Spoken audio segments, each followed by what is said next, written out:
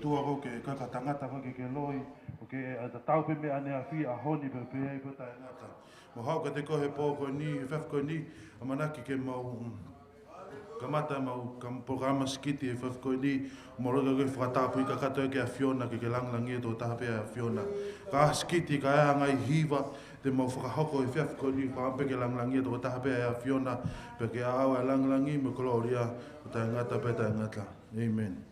Tata fi fia fo ta ta pe fe ko ni fa ba la ke a fia ta ha mai mo lo tonga tua ya te to le fe ko ni fa ba la ke ta ta pa steni a man hoa mo si to nga si ko fe ka ta ke va ta so ni ta va ha ke ni ta pilis ko ma to nga ka fe ka fa mbe ke fa ba la ke te motor he fe ko ni ki mo ka ke hoko te ta nga skiti ko ta programa skiti fo ke ni ko skiti pe tolu o si ya o mai ki ia te kia ke os whahoko me ke te au.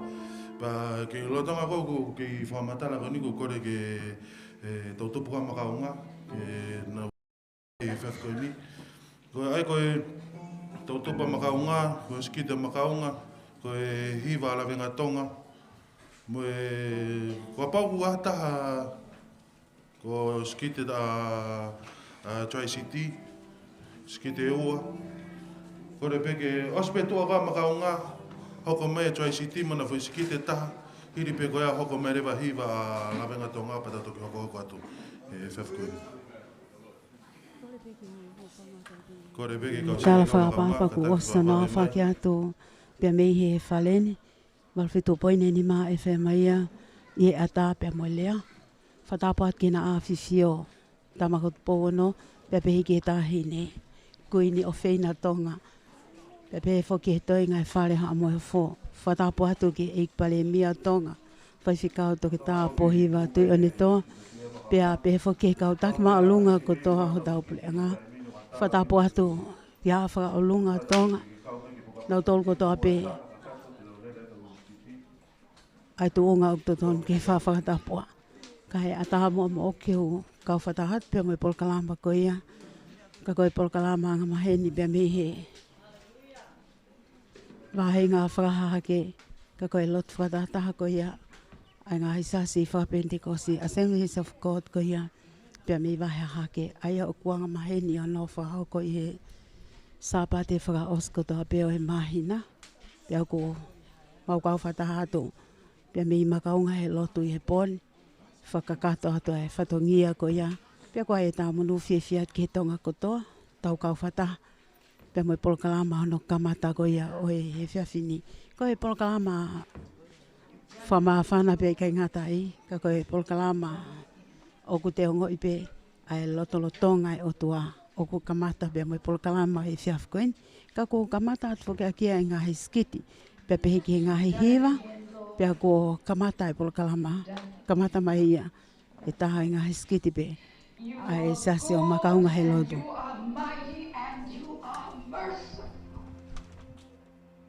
And you keep taking care of me when I don't deserve it. Praise you, Jesus. You are Lord. Give me another one, Lord. Guide me to who you want me to help. Raise up more that will call upon your name.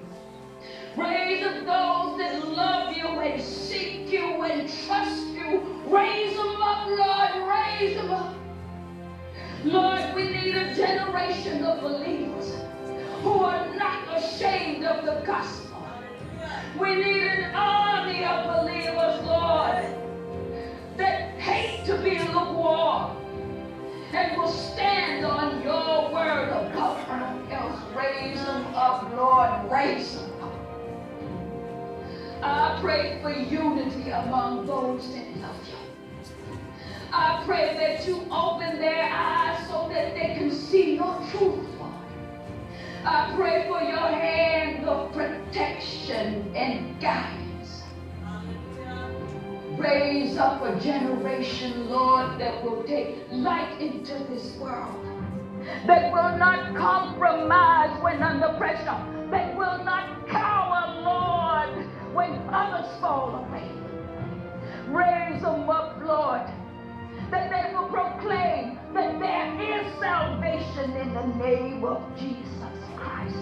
Raise up warriors, Lord, who will fight on their knees, who will worship you with their whole hearts, Lord.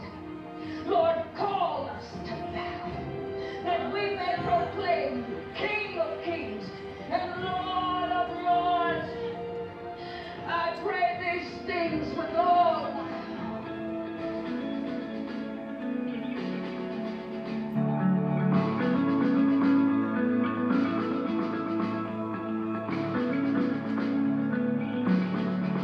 I see the smoke on the horizon.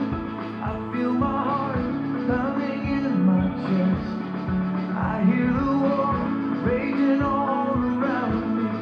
Somehow I feel like I was born for this. I can taste the fear that I choose courage as I raise my shield against my soul.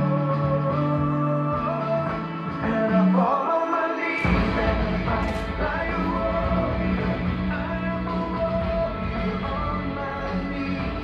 I call on the name of the one who is conqueror, more than a conqueror, and I believe the enemy trembles every time, 'cause he knows the battle is no longer mine. When I fall on my knees and I fight like a warrior, like a warrior. Darkness is earth, we can hear you calling. Broken and weak, we can hear your cry. And even though our enemy roars like a lion, the Lion of Judah is on our side. And he will go before us, stand behind us, fighting on the left and on the right. So I fall on my knees and fight like a warrior. I am a warrior on my knees, and I call on the name of the one who is conqueror, more than a conqueror, and I believe the enemy trembles every time, 'cause he knows the battle is no longer mine. When I fall on my knees and I fight like a warrior, like a warrior, like a warrior.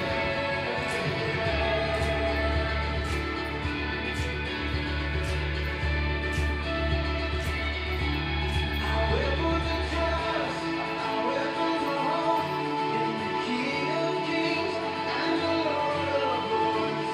He says I'm with you, so don't be afraid, 'cause I know all that He's brought me before. So fall on your knees, fight with me.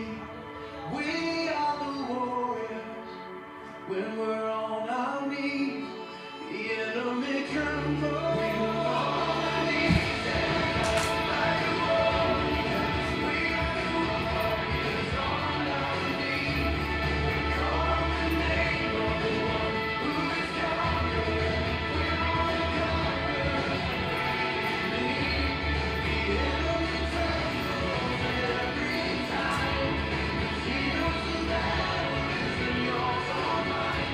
When we fall on our knees and fight like a warrior, like a warrior. We are warriors on our knees. We are the warriors. We are warriors. We are warriors on our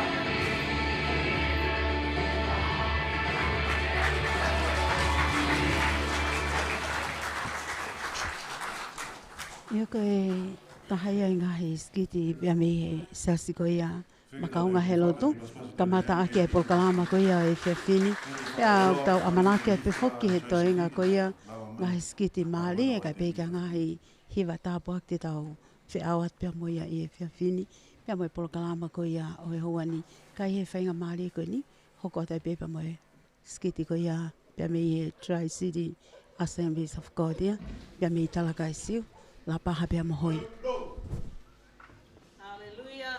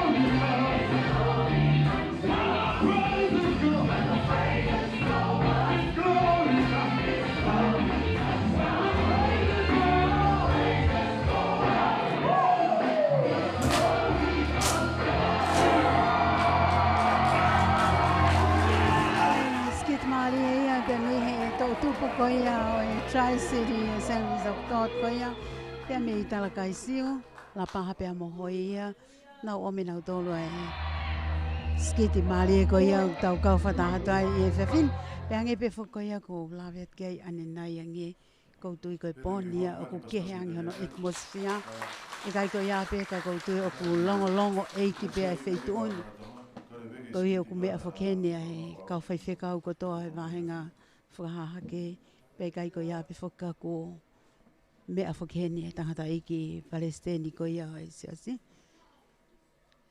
Whai whikau ni toni toi api. Hiri whaki ia tau e taha pe moe ngahi mahina. A ene lockdown whaki e Amerika. Ia whawhita ina e whai e lotua pe moe hofia. I ngahi tapa ke na e whai e whina.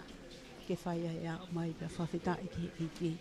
Kua whai e ki e mea maari loro tonga ko ia ai fu lockdown ko ia ko hoko i ho tau pule anga i tongani pepe ke ngai tapa ke ha mamani whawhita i o ki heni tangata eiki Palestini ko ia e tō taha ko e ke speaker ia pia maa e polkalama ko ia ai lotu whakataha ko ia ai siasi Assemblies of God ko ia oi wahenga hahake ane ngo ia kulo tonga whoki he taimini o ko kamata lewa ke ma opo mai anga ko ia e nofo pe kai ko ia pe foki ka ko te wakai ati ka mata ko ia ke fonu mai ngai nofo anga kane ko ia ku ke hoko pe foki ngai skiti ia I bon pe ke ngai hiwa te tau whanongo pe mi ai kane ko ia tuk mai ho tokanga ka pa ko ke mana ko ke ka fata ha pe me pol kalamba ko ni ke nga hi bo sa pa te fra o si ko ya o e mahina ko tope ko e poni o fra ho ko atu ai fra ta ta ha ko ni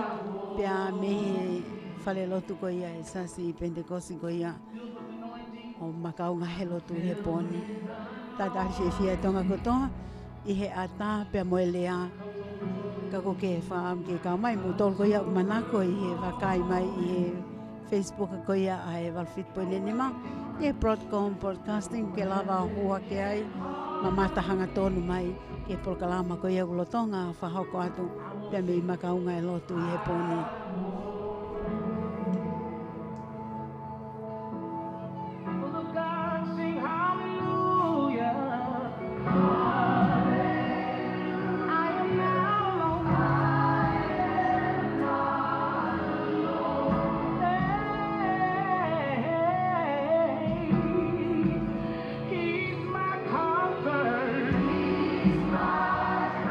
And he always holds me close.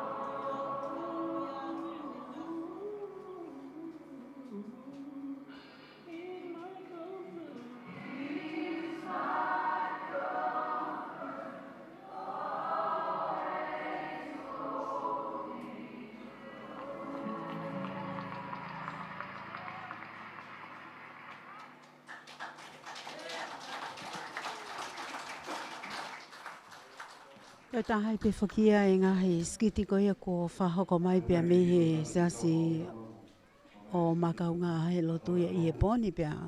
Ko te pene hoko pe ia ko e whakakoloa. Tā paki mak mūtol ko ia mo mea mai me ngai tapakeke. Tau ke i kau whatahat pia me polkalama e poni. E tā tāri se fia i pia mūtol ko ia. Ama amanake at ki tau kau whataha pia me polkalama e huani. Ka e tau te whito whoki ke ngai polkalama ko ia. O klotonga whakahoko ato. Pia me he wal whito poine ni maa e whema ia. I he leti o pia pe whoki ki he ata. Tau te whito ko mūtol ko ia o manako pia me i tōpule anga mama o ato. O kumou kau whataha mai pia mai polkalama e po sāpate whakaosko toa pe. Pia me he ngahi sasi whapentekosko ia. Pia me i wahe ahake. Whamalo ato ke ai whoke ni ki nau tole kau sponsor. Nau toko ni mai ke whai no tuku atu e atape mo lea a ngai polkalama koe ni. Pea ko whatau mua pe whoki e polkalamania ke a wat ke loto whare ko toa pe. Ai wholofola ai otua pe kai ko ia pe whoki. Ka koe uhi koe ngahi ia usia pe peke ngahi. Whakakoloa pe me wholofola ai otua. Whaam ke a wat ke taha ko toa pe. Ka koe tonga koe. Ia tapa pe ke whanongo pe mea nge koe ni nau kau whatahi whanongo mai i he tau leti o warwhito poine ni maa e whaema. Pea pe he whoki ki he ata moutol ko ia ku lawa hohake ki he pesi Facebook ko ia ai warwhito poine ni maa e Broadcom Podcasting ke lawa maulele iai ai ngahi ata pea pe he ke ngai prokalama ko ia kulotonga whahau ko atu ko hohake pe au ie ki ai matahanga tonu mai ki ngai polkalama e koutu e hok pe ko tāpua ki ma mutolo.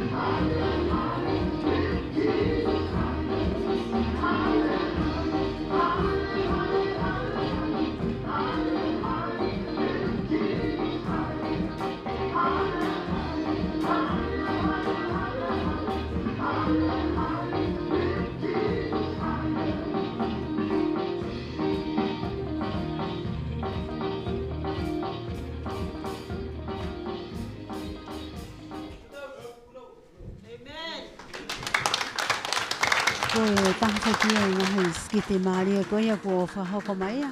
Pia mi he tau tupu koia o e Tri-City Assemblies of God koia. Pia mi i talakai seo lapaha hoi. Pia whawhiawhia ngahi skiti e tau tupu pe kai koia pe whoki. Kai tātari whiawhia pia mo tō tau kau whatahat pia mo i Polokalama. Pia neongo ia.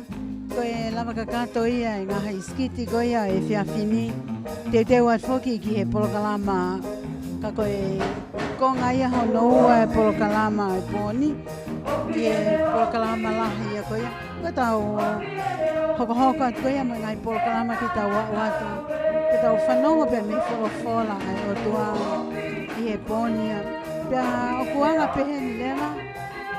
I he taini hoko tō tōni ko ia ai fitu o ko kamata kamore more. Ko hawhe fitu kamata le ko osiono kamata mai e Polokalama ko ia ngai skiti. Ko hoko tōni ko ia ai fitu kamata le vai e Polokalama lahi. Ko e Polokalama ko ia ko mau iheni e taimini.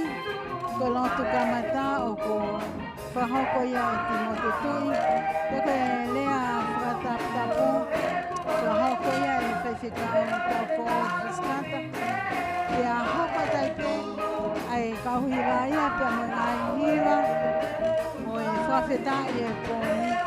Pia kahiri e hiwa ko ia pia mo e whawhetai. Oko hoko atai ai praise ko mo worship e pōni.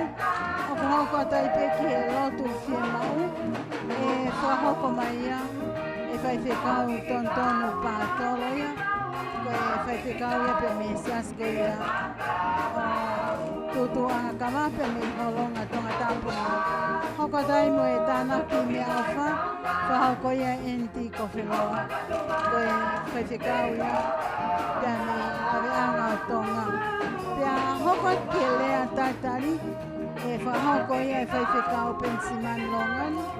Pea hoko atoi pe whoku. Pea mo ano tari ko ia. O e tangata eiki Palestini, hoko ati e malanga, pia oku ne whakahoko i te ia, pia mo e talaloto mo ui e pokoni, ko ia e tō tāte ne whakahoko i talaloto, pia kahiria, hoko atu pia mo e malanga ko ia e poni, oku whakahoko ia e tangata eiki Palestini o e siasi, ai whikao ni toni toi apu, tōku. Kui he pōni, o ana ke tukuane tau leti o pe ko e Facebook, mo tau ko ia o ko mea mai e best Facebook a ko ia ai Procom Podcast, o ana ke mamahe pe mea i. Ko tui ko pōni ko pōma kehe, kai ko ia pe ka koutou. Lea te wholofola ke te koe, e tāpua ki koe. Kai tau te whito ke te koe, ka pau te kai ke wheloati pia mo sisu. Tuk mai au ki taini. Peko ke mea mai pia mi holoto whale, peko whea pia tāpaku ke whanonga pia mi ai, peko ke mamata pia mi ai, o ana ke tukuhangi Polokalama mai pōni. No foi mai ai, e kou tui tene tāpua ki i holoto. Ana lea ma kehe tai wholofola pia mao i e pōni. Ke te whalaola ki mō te whaalasiku i kore peria e tō tuku o tāwima e kaureka. Pate ke lau whtoanga o whainga maare ke mea mai ki muan. Ka whakataata me e sea ke toe si ngai mātua nau si mea mai mi mui te ke mau nau sea. Kore ke tau lot whaos e ki mo whamalo ke te koe ko tualahe a Fiona. Whampeke ke langlang ia he mea ko tau pena mau whai. Whafoka te lelei ma koloria me a nau ko tau piu to tonu ke a au to taha pe ia. O whamalo ka te koe tauhi ma whai to tonu a Fiona. I kai ke tule pe mohe o tauhi. O ma whamalo ka te koe sisu e mea ko tau piu ke whai ke mamu ui. Ke langlangi to taha pe a Fiona. I wafutengo se suka esi mo aiki. Amen.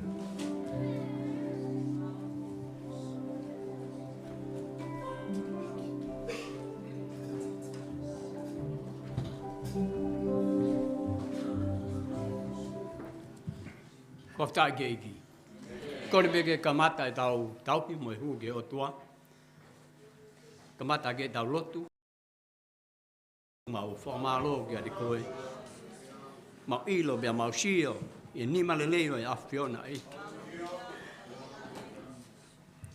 Kai ke lava ke maulea ke ai lahi. Whaafo ofo e a Fiona. Piang mau whanongo. Tonu e wholofola. Ko ho palo mesi. Ko au koe hala. Koe mo oni. Koe mo ui. E ki bang mau whanongo e hala. Piang mau mamata.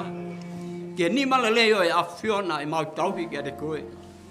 Mau mamata ke taki o siasi. Na misteri kia taimi te mau toi whilongo aki ai ka ihe aho koe ni o ku mau fia. Haka he langi ko tau, pia mau sio he nima le leo e apiona e o tua. Eki o ku upore ai e mau moui. Ke mau kei tauhi mo whawhetai kia te koe. Mau ilo whapapau o ki kai hatoi o tua ia, e ta tau, pamoi o tua. O e palahame. Ko o tua ia e universi. Ko o tua ia e mahaki. Ko o tua ia e mea kotape. E o tua o mau pore. I he aho ko eni ke mau pe whamoni aki. O kui kai hatoi o tua ia tatau pia mo a Fiona. Pia mau fia i he aho ko eni. Amanaki ke mau hu mo whawhetai ki a te koe. Tuku ke hoko ia koe pānam ka kālaki a Fiona. Ai o hake ho malo tō e mau fia. Ka kua fia. E mau whilongo aki. Pia mo se wani ti. Ka kua mau taki e o tua. Mau whamalo atu. To koni mai ke ngai ko da be o ku mau fai ke langi ai a Fiona. To koni mai e ke toinga e mau mana wa. Fai be ho fai ke hiki e o tua. Fa mo mau moi ko mau ngapa fatangi ai a. Ku ke omi ke mau hanga talaki e o ngole leo e a Fiona i he universi. E o tua mau formalo. Ke awa tu ke tapa ko da be o e kolope. Ai ngawe le nai foi e a Fiona e o tua. To koni mai a eki ke malu e mau whonua he aho ko eni. He mau ilo he kai hata ni ma malu ia ka koe a Fiona e o tua. To koni mai ke kau whai whekau e wahenga ko eni e o tua. Haivi mo malohi ke lava ke mau kei whahoko ai patongia. Ko ke aumi ke mau tala ele leo e a Fiona. Tāpaki ai hongo whamafola ku mau i heni e o tua. Ke langi ia me ai a Fiona. I he huapa sisu kalaiska ko mau whamo oi. Amen. Amen. Ia mono whatahapui e polkalama o e whiawhini. E whahoko ia ti mo te tui. Pia i hauani whoki o ko hoko atu ki he tangata iki whaiwhikau tau o fuskata. Ko i e tō taha. Tene o mai ai lea whataputapu e pōni. Pia toki hoko tai pia mo ngā haipol kalama. O osi whakahoko atu. Nge pe ko ia nā ku lawe ane nai angi. Ka ko lotonga ku whahoko e programa. Hoko tai pia mo ngā hai. Whanawhana whoki. O whiawhia whenga maria koe niko whaam ke u to o ia. Ke whakaha ia ki ae. Taitari whiawhia ki mou tolu hea honi. Ho mou mea mai. Ke tau kau whatahi a lotu, pia mo e tauhi, pia mo e whakawhia ngai ki heo tua. O tau ongo i o tau ongo i whiawhia. Whewheke ke mari mai. O te ke hangeu ke ongo sia mo ke halo fia. Tai whiunga ia pia mo e aho sāpate, o tau ma e malolo le lei. Pia o kou wham ke toi whenga maria koe ni ke u whawhiloaki whiawhia e ke toko taha kotoa pe, ke mea mai a honi, i heni he ata pia mo e lea. Taitari whiawhia ki mautolo e huafa si sukalaisi. Pea o ku whakaongo atu ai wheohi pia me tauhi pia me whakawhia ngai o tua i he malu koe ni. O makatuunga ia i he ngawe o whai, whakataha o whai he taki o e wahenga pa pehe ke kau whai whekau. Pea o ku mau whiawhia ke taitari whiawhia ki mautolo he whawhini i he huafa si sukalaisi. E me iai ko whaam ke toi whenga maria koe ni ke u whatapu ai ki he otua mafi o kune awhia hota lotonga. Tamai alo pia me lau maria maoni. O ku neango peu te ke tau mata ki ai. Ka koe angaia o e tau tui. Me tau whamoni pia me hene wholofola. Hange tau whpe ko ho o mea mai ki te au. Mo e ku wakai atu ke te mautolu o pehe tau whpe. Ayanga o e whakaha he o tua ne alo ofa la hiu ne whaipa maki tau tolu. Ka pona e kai alo ofa o tua ko ia he kai ke malawa ke tau iheni a hon. Whewhe ke tau pas ki he ki e tau whakamalo ki he o tua. ko hui ko anga ofa ka me tauhi o kune whai ka makitau tolu. Whatapu ki a tupo wono, pa pehe ki he tahine princessi pa moe whare o haa moe off. Whatapu atu ki he tangata eiki pale mia, koe whaiwheka e toke tā, po hiwa tu yone toa. Kore ke u whatapu atu ki a hou eiki, pa pehe ki he whare o haa matapule. Ko kore ke u hu whanga atu, i he tala whakatapu kakato e whonua pia moe lotu, ka u hu whanga atu ai. Ata, pa mo ki tau tolu e whainga maaria koe ni, ke tau ata ina, mo whai whia e tau whiohi, pia mo e whakawhia ngai ki he o tua whatapu atu, ke reki mou tolu hono kātoa pia mo mea mai he ata pia mo e lea. Whepe hapotu pia mo a wheitu ke mea pia me iai he mo oni koe ni. Kore ke mau hūwhanga i he lotu lelei na hao mo tamasiko sisu. Kai ai ha mafu hinga pa mo tō onga, o e whawhotunga mo e tauhi o tua aku whai, kai ke whiunga pa mo anga ho mo mea mai, kore ke hūwhanga he tamasiko sisu. Ma ke he whoki ai whainga maaria koe ni ko whaam ke u tō oia, ke u whatapu ma ke he ai, pa mo taritari whia ai, ai tangata eiki Palestini pa pehe ki ono hoa. Na mea heni mo ki tau tolu, lau koloa me lau tāpuaki, ai tau inas whakata heni pa mo ki naua hea honi, whewhe tau pas ke eiki, a ke tau whamalo ki a te ia. Hange pe koe loto ku, nā tau whanongoa, nā e whai e tāka wahai he otumuri, pene kei ke whaha amanaki a aho peheni mo ki tau tolu. Ka tau tui he mooni koe ni ko tau whatutu ma o lunga taha, mo tau lerei taha, mo tau hawa taha, o whaia pia mei o lunga. Amen. Ka pau tau whia ki tau tolu, ko sia me kau ngā au e ki he eiki, mo ki mau tolu, mo mea i mai he ahoni, kai hua noa haki hono fo i hoa ofa o na mea whakataha i ahoni. Amen. Tau pas ki he eiki. Kole ke kātaki a ki olunga, kātaki olunga e tangata i Palestini pe mono hoa, mo kātaki olunga, mo mea ki olunga, hange au fo e ahoni. Amen. Amen. Pas ki eki. Halleluja, halleluja, halleluja. Amen. Koe koloa, ta mo e tāpua ki malo pito, koe koloa, mo e tāpua mo ki tau tolu e ahoni, ka ke ngata pe tau inas heni, pia mo e tangata eiki Palestini pa pe ki ono hoa. Ka tau amanaki lelei ki he koloa lelea o tua kune hanga whakafonu mo whakoloa aki. Ai ne pani pa mo ne tamau eiki ke tau inasi whakatahai he whiwhini. Amen. Whakataha holotongi ki he eiki, kau whakataha e hiwa, pia mo e whakawheta i mo e mea kotoa pe, ke tau whai kotoa pe ia, ke langi ia ia o tua, tāpe kina kinto eiki, malo. Whikau tau fo ofu skataia pia mono. O me lea tātari ko ia e whiawhini pia mono o atu ko ia e lea whakatapu ko ia tamata ke a kolo kalama ko ia o i whiawhini. Ako hoko te pia mo e kauhi waia i e whiawhini ke tatake ano kakai i e hu pia mo e whawhetai amanaki atu kia i he whiawhini.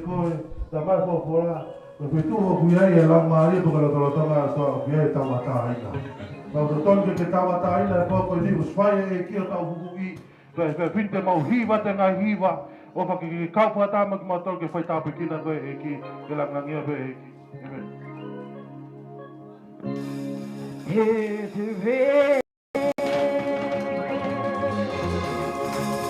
Hallelujah!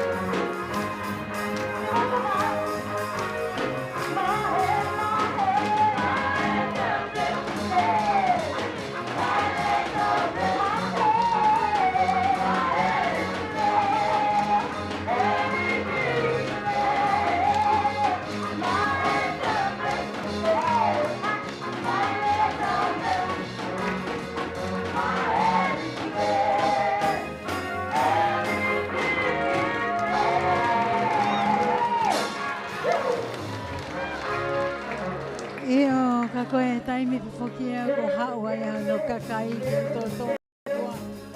O na hau pe mo fia. Hino whawheta i ke whalangi ai huafa koia koe tamasia to. Mo tol koia mo mea mai i ata pe mo elea. Ko tui mo tol koia ke mamata mai e pon. Koe tonga pe ia. Ai hu ai kakai pe kai ngatai. Koe mea o kupai e tui ke ai pe me whawhola e tui. Pau ke tau hau pe mo ngai sa me ngai hipa pia. Ke lotonga e o toa. Ke whai ake no whalailangi. Pe moho no whalaiki. O whaat ke tonga kotoa. Koe o ke mea mai. Tau ke kau whatahe poni.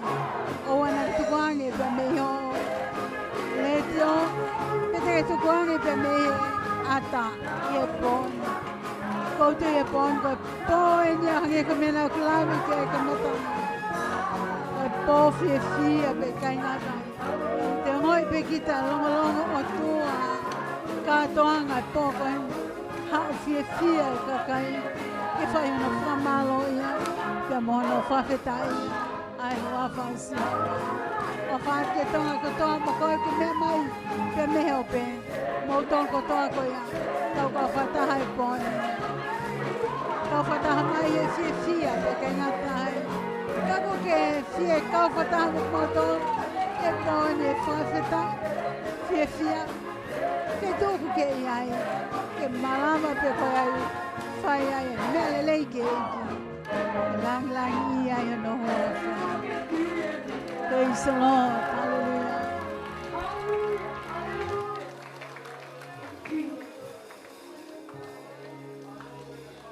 Whakioko ke i fia ka kai he lotolotonga e o toa mo e teu ke hiki e whelaulau e whawhetai. Kia mai whakamalo. O tui, koe whainga maari e pe maau ke mea mai. Tau kau whataha, kako ke whangau ke kau whataha. Ke whai una whahikiki. Whalanglangi e hua whatamasi o toa. Whataha o lotoha whituke iai. Tau ataha ina whaiteria ke kau mai. Haha mea te ke whai e poni. Ke ngoi ke hiki o ni mai whituke iai. Ke ngoi ke kaila. Ke ngoi ke tōka runga whawhetai ke sawa. Tau kau whataha he poni.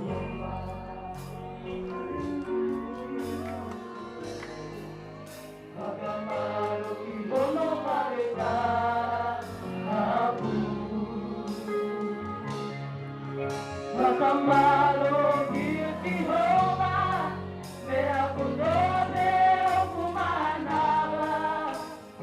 Hallelujah. Makamalo Jehovah,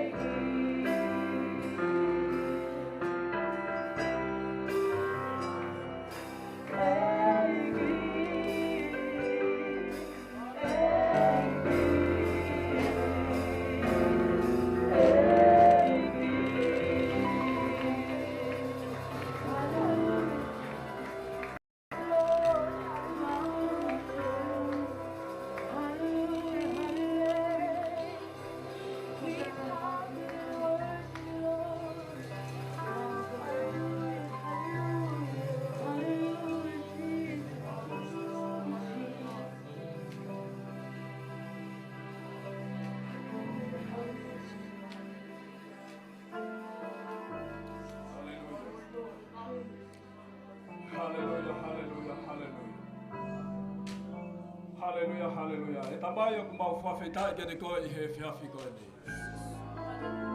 I he wafa sisu kalaisi o kumau whawhetai.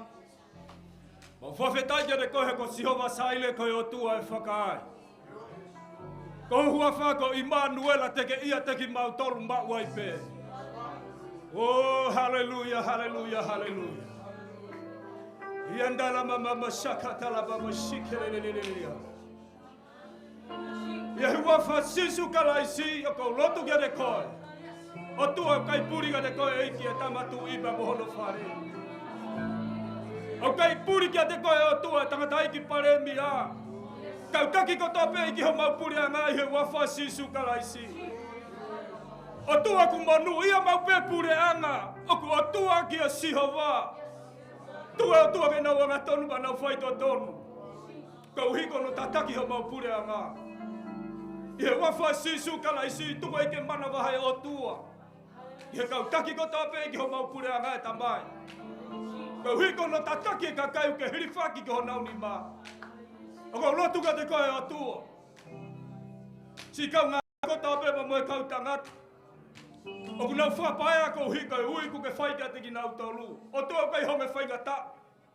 Ko kurotu ka te koe ke malui ki nau tolu pa mo nau ngahi loto whare ko tape.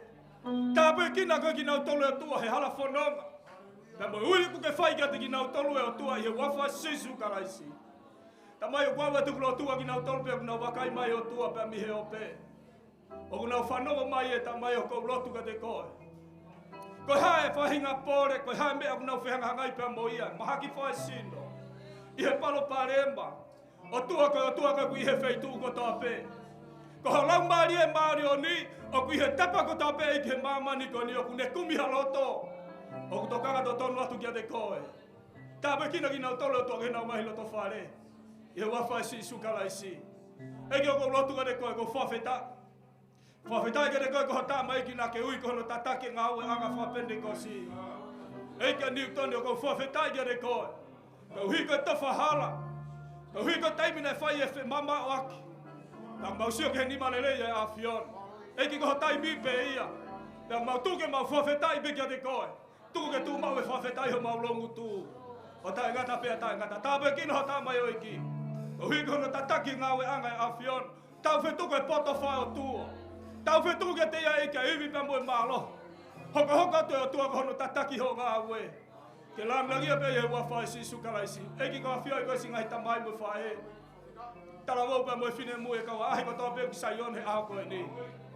I kare ware tamai. Ko lotu whai ke te koe o tua. Whawhetau laki ko he aho koe ni o tua ho lau maari maari. Ki whai mea koe ki he loto toa taha ko toa pe. Ke ma wafo he mea e whai ho lau maari e he whiawhi koe ni. Eki ki he loto toa taha ko toa pe I he whiawhini. Ko lotu whai ke te koe o tua he wawhai si sukalaisi. Mau I ngahi lau maari e. Mau I ngahi mālohi ko toa pe. Kai tuku eiki ho lau maari e maoni o ni. E o tua ke whai koe tamai e whakatau a tā ina. I ho mauloto loto ngā he ahoni. I he wawhai si sukalaisi. Eiki ku mau whawheta. Whawheta ke te koe eiki a lelei. Pea moe langi e whio hianga pa moe whakataha anga maoni o ni o ku mau iahi aho koe ni. Tuku ke whawhoki whate ungangi pe. A he wawhai si sukalaisi. O koe pe eiki ho mau whai whamou e. Ke tau lea ko toa pe he. Emeni. Emeni. Malo o pito. Wape whawheto taha toa pe kātaki whukilalo. I he whiawhini. Tō whiema uia e whiawhinina e whahokotuia e whewhikau pa tontonu pātoloia. Taha pe e kau whewhikau o sasi whapentekosko ia. E mi e tūtu anga ka wame holonga. Amen. Whamaorai ke kiko ngā koe whainga mare whawhof. Ne whakatā mo ki tau tolu ki tau te whakatahataha mai e whiawhini. Pea koutui koe taha ne prokarama. O tau whakahaia e tau o whamooni ki he otua. Rerea Sihova. Mau ai pe. Amen. Lawe he toa taha ko tau pe. Koutua me moani hange ku ke mata whakafula mai koe. Tau pe tau whai ke paramese whakafula e otua. Taimpe te tau whaki. Saiange whaki atu he mau mai. Pea koutui kai ke whamau e ke toe. Aio. Pore mo whalotola hei tautou. Ko mea nia kosi, kakano I loto e kakai whakapente kosi. Mea koe whaki. Pea, koe tau fua ki, koe ke fua ki mai koe ko hinga ko au, ko hinga koe taki, ko hinga koe kau fai ke kau. Te tau whakaha i pehe poni, e tau opa mooni ki he otua, te tau fai e fua. Mea leu kau fai whakau kau. Koe mena rea pehe ia si suke pe pine. Te mikona tolo mai pe pine o rie ne ki koe panga ua. Pe koe rea eni na koe polopola na tolo mai, pe me pofonga koe ia eiki. O ku roto pe o ku awhio e otua ke whakewhia. Hau e kau tangata ea o ko ia raku whakaha. Whakia tongani. Tua whakia e karistiane he ahoni. Roto peke taki o ku fo i whasi. Pe toki nau e honoroto ke rira. Whanau mai. Ko mena e rea pea sisu. Hinai hau pepe file aki hono osinga mamarie o whakia ke roto mai otua. Hau ka kau tu marie he aho ko ia raku. Rahi ange konga nai toi i api. He raku na nau whai. Hina nau whai he whakahaha. Hei, ko whampe poni. Kai a whetu e rei puka kere rei ke tau tō tenga ai. Koe tau tō tenga he kere koe ngau e eki. I he puanga whaka osi koni, eh? Ko kore ke kau hiwana nau tāki ko hiwa kane nai. My hand is blessed. Eh? Ko tau sino, ko tau nima. Ko ku tāpaki tau tolu e otua.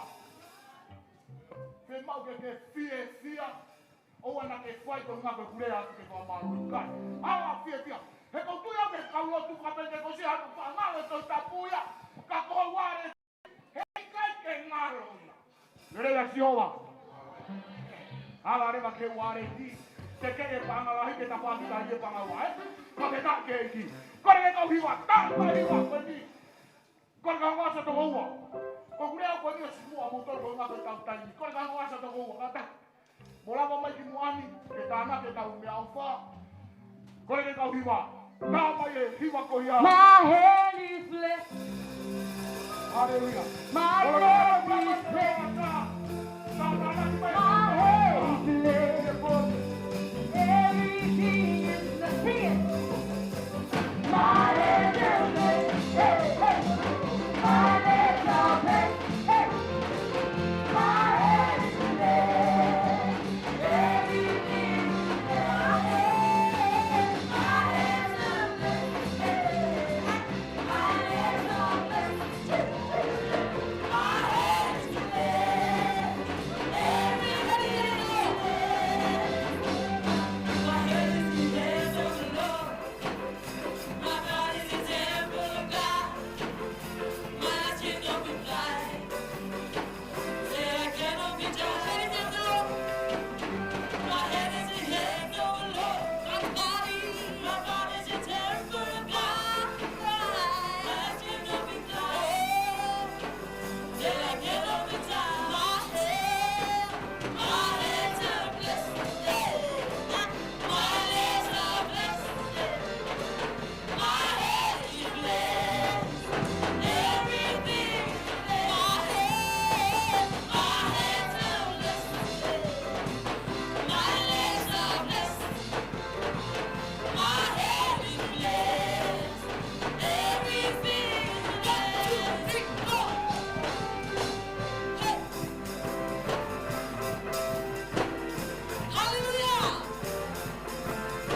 Hey, hey, hey, hey, hey. My hands are blessed.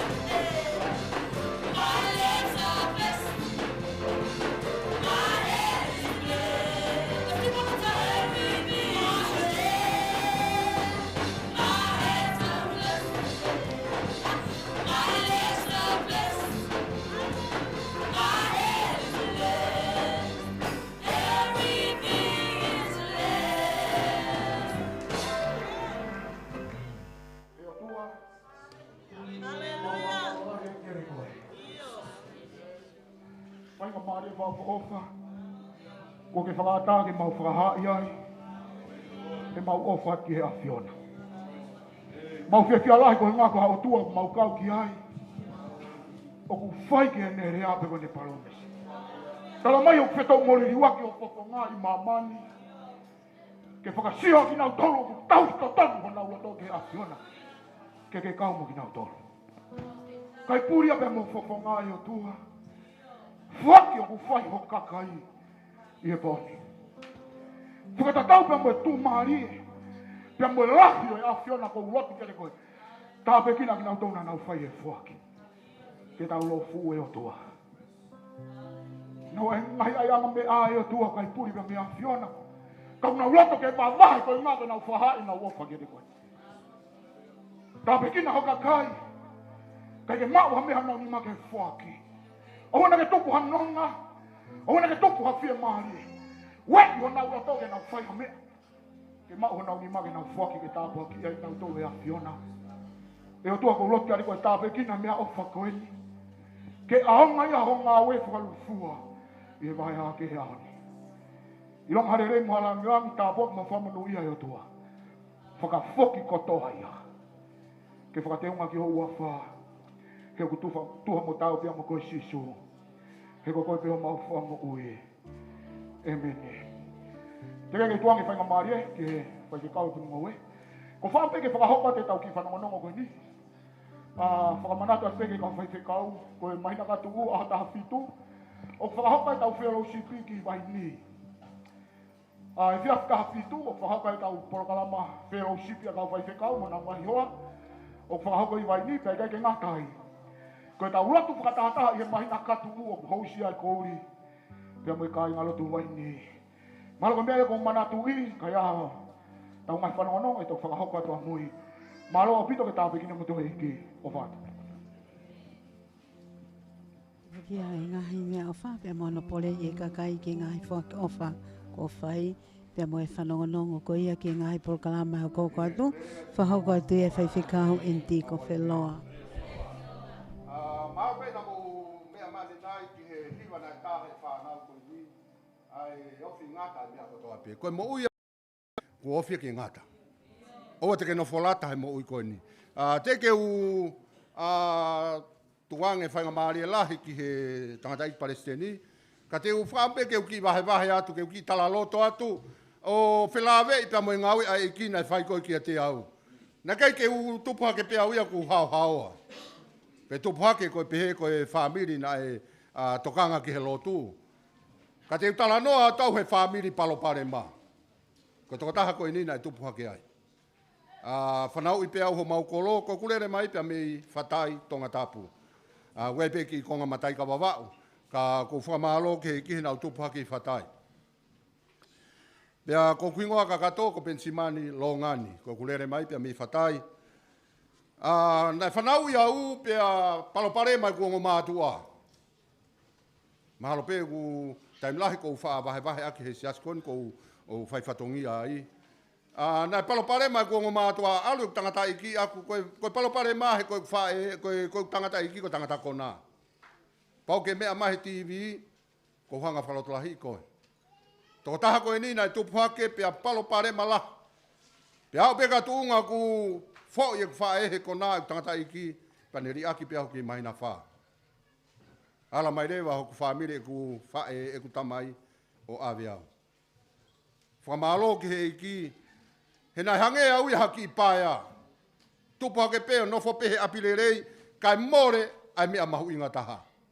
Kai kia hata mai, kai kia hawhae. Nofo pehe api e ku kui, o ohi hake ai ki motua koi ni. Na kai kia haku amanake a kuia te umai e tuunga koi ni he ahoni.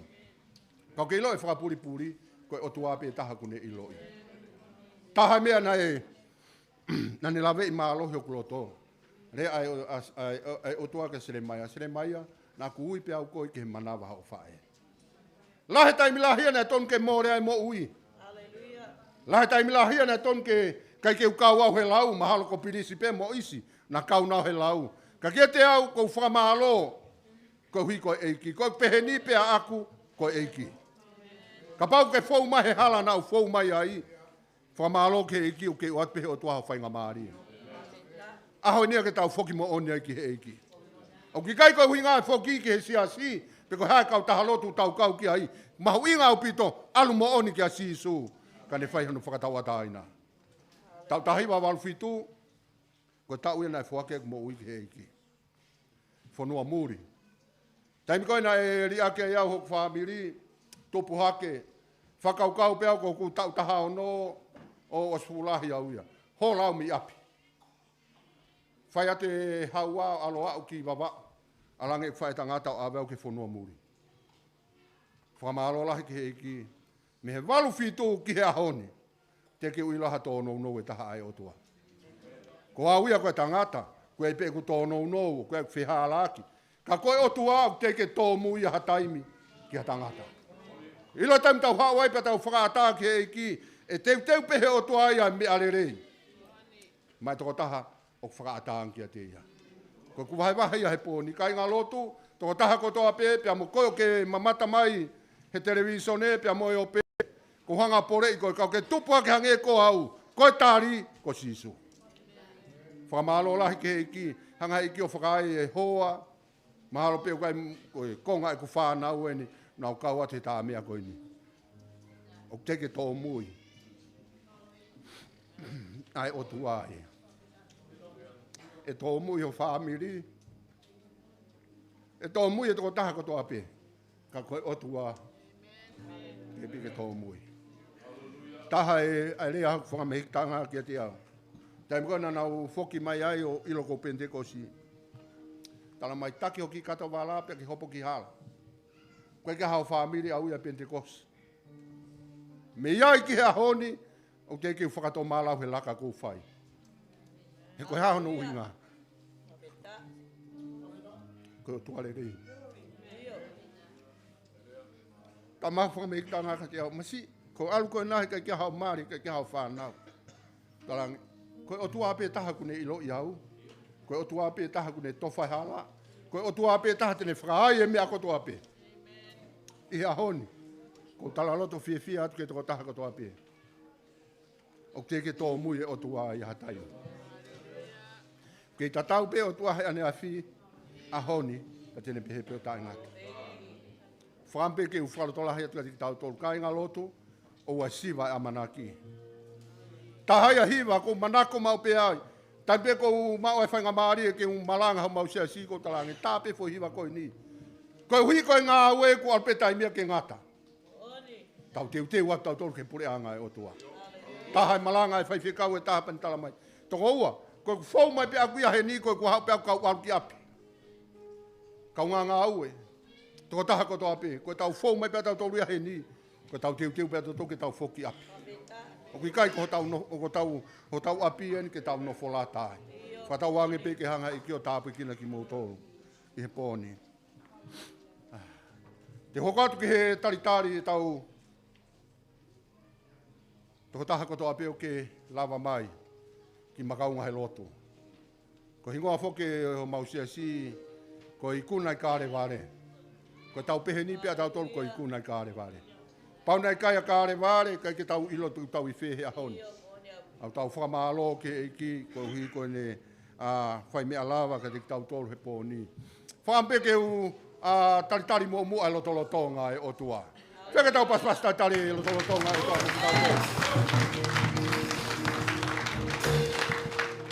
Kai ke ngata ai, tau taritari whia e whaiwhikau taki ho tau wāhenga. Pehe ke whaiwhikau ke a whatai e wangeri o. Kau ngā au e kotoa pe, pia mo koe kotoa pe o ke lama mai ki makaunga he lotu ho tau waheni i he whiawhini. Mau ate taritari whia koe, ko awhai ko sisu kalaisi. Kai ke ngā tai ko taritari whia ki nau tolu he o pe, kau maasi kau ngā au e koe ni nau ngā au e mai ka te tau tolo whakaatalahi atu ku alate he TV, ngā hi mea ke he tau fou atua i pōni, tau whakamalo koe e ki pe. I he pōni whako tau whia o tau hien whakataha pia mo i tangatai Palestini. Pia mau whakataha ane awhi ko i tau e taha mo i mahina e tolu pe wha. Nai e ne mama o pia me i tonga ni. Pia ko i tau tuia na tau lotu ko toa pe ke whai e whaunga a e ki tofa mai hahalare rei. Tau whakamalo o tau hien whakataha. Pia mo whai whikau ni tontoi api ko i Palestini ho tau siasi. Pia ko i au kumalanga ma te tau tolu he pōni. Pea, ko whampe ke o te ke ture mohe. Kau tamako ka mata ke ture hi fo. Nā mau ko he TV pa ke hulu i mai pa mausio ia koe. Ke mho mohe, Pea mau ia ke mari. Tarange ta mata whaki. Ke hau e wholofola o ku taurere ia te tau tōru. Pea whakampe ke a re rei. Pe veke tau paspaso taritare fai whekau. Pare seni he ahoni e o mai wholawholai. Ko e tala loto whoki a e pōni pe mo e tala loto tāpua ko whahako mai. Pai whikau pensimani longa nia. Pea hoko te piki ana taitari e tangata eiki i Palestini. Pea mo e kolo a whalafola e pōni. Pea ko e tala monu whiwhiat ki e tonga kotoa tau kau whatanga. E kai ngata hei ka koe whiwhia. Ai kai ngā loto whapendekos ko ia. Ai Assemblies of God ko ia wahenga hahake. Ke kau whataha pia mo i tangata eiki Palestini e siasi whaiwhikau ni tonto e api pia mo i koloa wholofola e aho.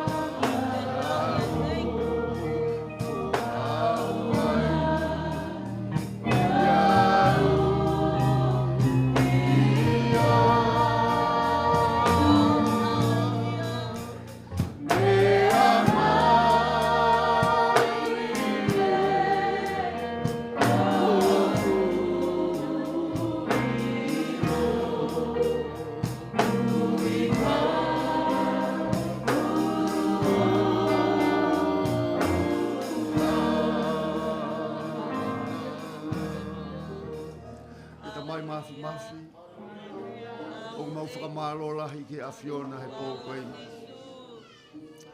O ke awhio mai eiki e mau whiohi he pōkoe. Nā mau whakakaukau ko ha mau poto, pe ko ha mau iwi. Pe ko ha mau mālohi, pe ko ha tonu e mau laka, pe ko ha tonu e mau whakawhiangai ki a te koe. I kai au pito eiki. O ku mau i heni pe he pōkoe ni koe kelesi whakaofo ai a Fiona. O whakahaofi mo whakamoui ki matolu. Ke lava ke mau whiohi he pōkoe ni. Pea ku mau whiwhia ai e o tua. I he mea ku ke whai ma a mau tolu he pōkoe ni. Si ka inga wahe hake ku mau whakataha mai he pōni. Si ka inga ku nau mea mai he ope, ku ha wheitu upe. A whetai eiki u ke whakamahino he pōkoe ni. Oku i kai mo hatoi mea. Oku i kai pia mo hatoi mea. Oku mau heni ai pe. Oku mau mo ui ai he ahoni. Ka koe kelesi ata ape ia ai a Fiona. Pe oku mau fia ai he pōkoe ni. Mau tokanga mau pe eiki ke whakafoki ki a Fiona. Ai ngeia pia mo i langi. I he tāpuaki oku mau inasi ai he fiafi koe ni. Oku mau luwa atu e mau mo ui ki a te koe. Pea mo e toenga o e ngāue o e pōkoe ni. Ke langi ia toko taha pe ai a Fiona. Sisu kalais koho alo. Ako mau whakamo ui pea koe kakai o tua ke nau pehe. Amen. Amen. Amen. Malo au pito.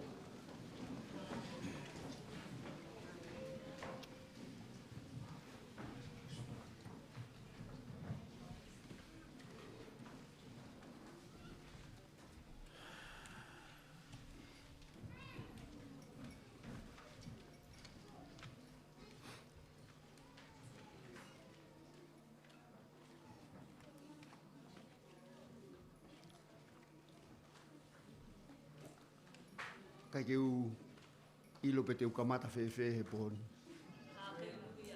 Ko fu whewhia lahi au pito.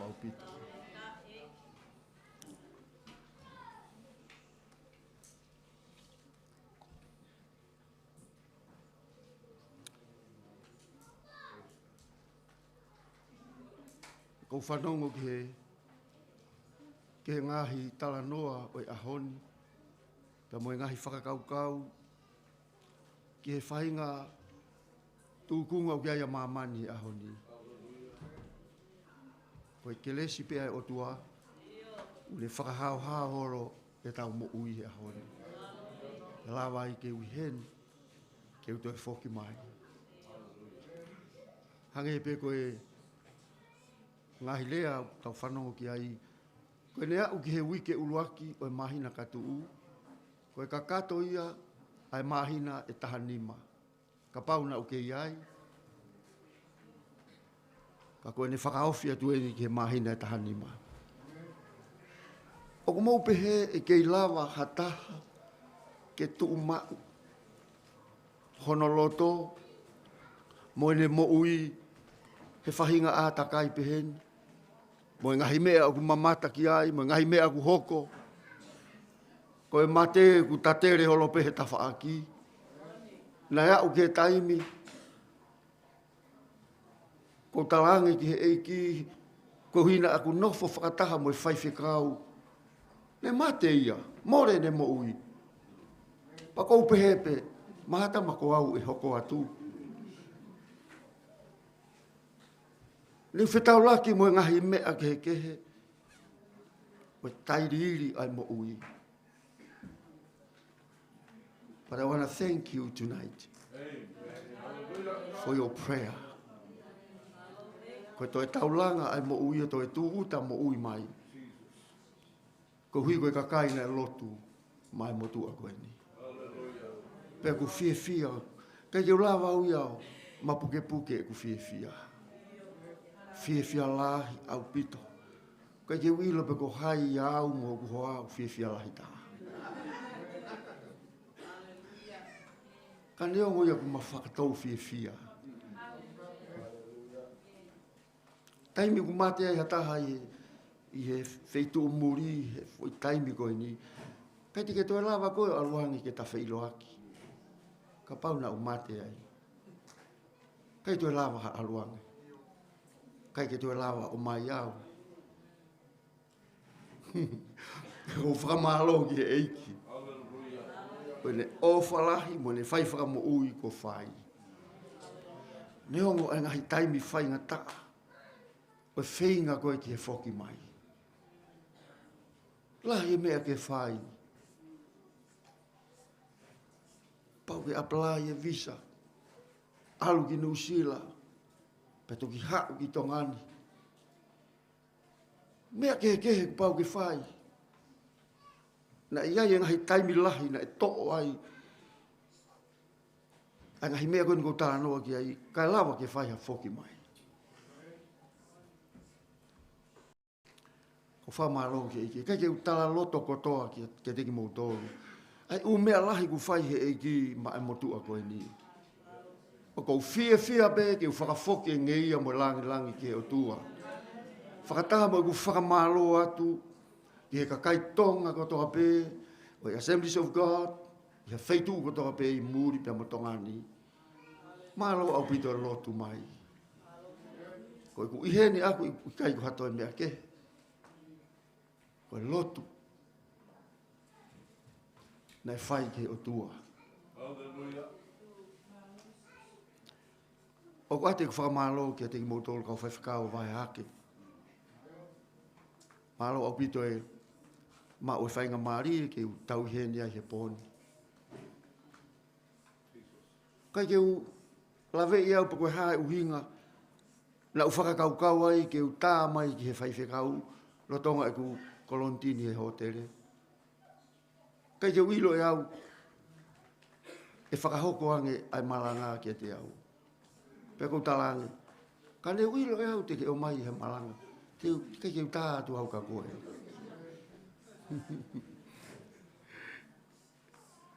Ka ne ongo ia kou whatonga i he poni ai parani hawa ai otua. Koe mea pe ia ai otua. Koe polokalama pe ia ai otua. O ku ne whakaata ke tau wheo ia i he poni. Pea kou whakamalo atu ho moulawa he aho. Whakakoloa lahi au pito i he motu ani. mo tolu pe ai hake ku mo ka mai e whainga sipinga pofa koe. Whakatoko ngā ia e wheongo i aki ai ofa whakatoko ua i ngā ue ai otua. Kai ko hame ai ana ua manaki ki ai, ka ko huina mō lawa ange te tau lotu. Pa ko tui koe koloa ia ai tonga, mo koloa ia ai Assemblies of God o tonga koe lotu. Ke ou e tuku e lotu. Ha whahinga tafa aki pe o e mo ui. Koe lotu o ku mahulu haki. Tō lalo e mea kotoa pe kai e ai lotu ki o lunga. Wau e lotu ia ki ha feitu pe i mamani. O wau e tau lotu ki loto tatau. O wau e tau lotu ki he whare maha ki kei te tau wau ki ai. O wau e tau lotu ki he kau whainga tā ia.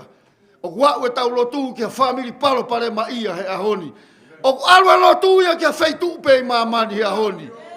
O whamalo ki o tua. Lolo tonga e taimi whainga ta a koe ni. O ku alwa lotu ki e ngahi whanua. O ku toa i e whainga ta he ahoni. O ku wau e tau lotu ki ai. Ko whaampe ke urea i e loto whato ki lalo i e poni.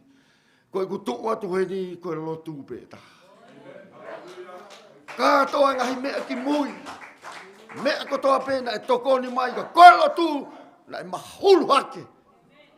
Na e awhio hifo e otua ke ngai wheilau lau o moui mo lotu na mo whai. O whamalo ki otua. He ne tohonia ki tau tolu. Ke tau heni he pōko e ni. Tauanga mo otua ke ne tāpo e kina ki mo tolu. Ko whie whakaloto lahi pē, ke ua tuku e lotu. Hoko hoko atu e tau lotu. Hallelujah.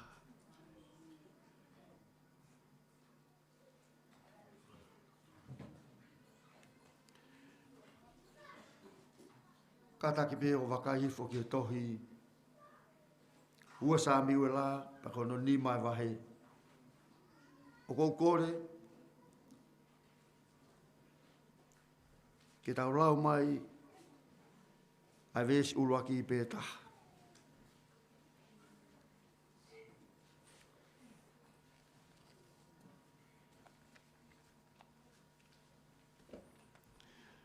Ua sa miwe la wahe nima, vesi uluaki, vesi pēia taha koe tau resonia ki he pōni, kou kore ke tau lau whataha mai. Ua, tolu. Pea na e toki hauai ai ngāhi whahinga ko toa peo Israeli ki a te vita i he peloni. O na urea o pehe wakai o kumau o hui pea moho kakano. Kata ki tau tō lau whataha mai. Ua, tolu. Pea na e toki hauai ai ngāhi whahinga ko toa peo Israeli ki a te vita i he peloni. O na urea o pehe wakai o kumau o hui moho kakano. O kou kore pe ke u whakamalumalu atu i he ngahi whakatapu koeni ko osio no a whaki he poni. Kai a tā mo oku e whainga maari e koeni ke u whai ai e tau malanga. Pea kou kore whamore more pe kau ngau e aki pe ai ngahi rea whaingo fua. Ka ohare pe ku huha ke hafo i rea whakahawai i, pe ku hafo i rea whakapalangi, pe mou kahataki pe ku alo ni ku ose tau e taha aku he wheitu ko ia. Pe ka pau e tui fio e ku maranga he po ko ni, ko e atunga no fofua loa ko i muri. Oua pena mo amanaki mai ke u atu hao se ni ti kataki. Ko taimi koe o lockdown koe Hawaii, e whanga ue ia. Nā ke amanaki mai koe, lahi e kusiri ni he ngā ue futau e taha. Ko ilo ko Timote amanaki mai ka te au. Ka hui kai ka taki. Haleluia. Te uhewahe he poni. I he mahu inga. O he hui. Mo kakano.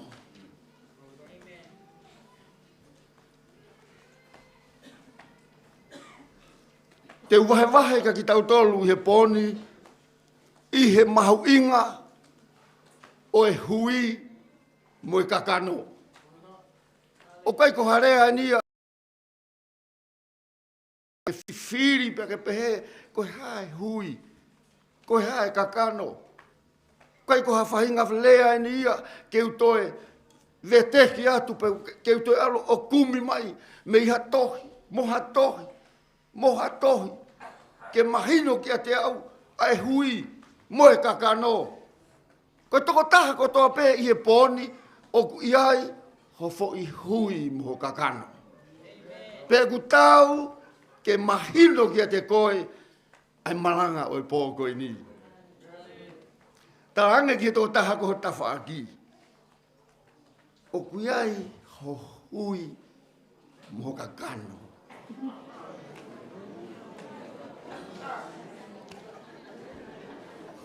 O tarange ki ai, o kou sio ki ho hui fefeka.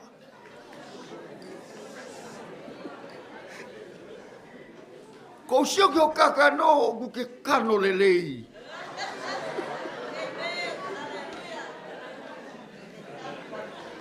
Ke kano lelei kauha hake. Whalata i sio ki a te koe he pōkoe ni. He kutala mai ho fōtu ngā, ai whakaofa ho kakano, pia moho hui. O rewa te ke whakatonu lea, ai kakano he osi iau e li ihi a pehe, koe tangata whakakakano tamakoe, mo tamakoe. I kai, o rewa te ke whakatonu lea, e ku lea he pōkoe ni. Ka kou loto ke wahe ki a te koe, ai mahu inga, siasi o e otua, ho tau hui, mo tau kakano. Hallelujah. Mawilo, ho tau hui, hange pe ko kulawe ane nai, o kai ke toi fie mau ke whakamatalai. Ka koe kulawe pe ki ai koe hui, he koe kupu ia, koe tahai anga hi konga mahu inga, o tau sino. Ke fefeka, ho alo keri ho maala, kai ke fie mau ke alu hataha, o hui mo fesi. Pe ku piko no foi hui ni ma. Kai ke fie mau ia. Alu ko kumi hau ki misi ni keri. O ku fie mau ia hataha o ku hui fefeka. Pia malo. Ke fai e ngā ue fie mau ke fai.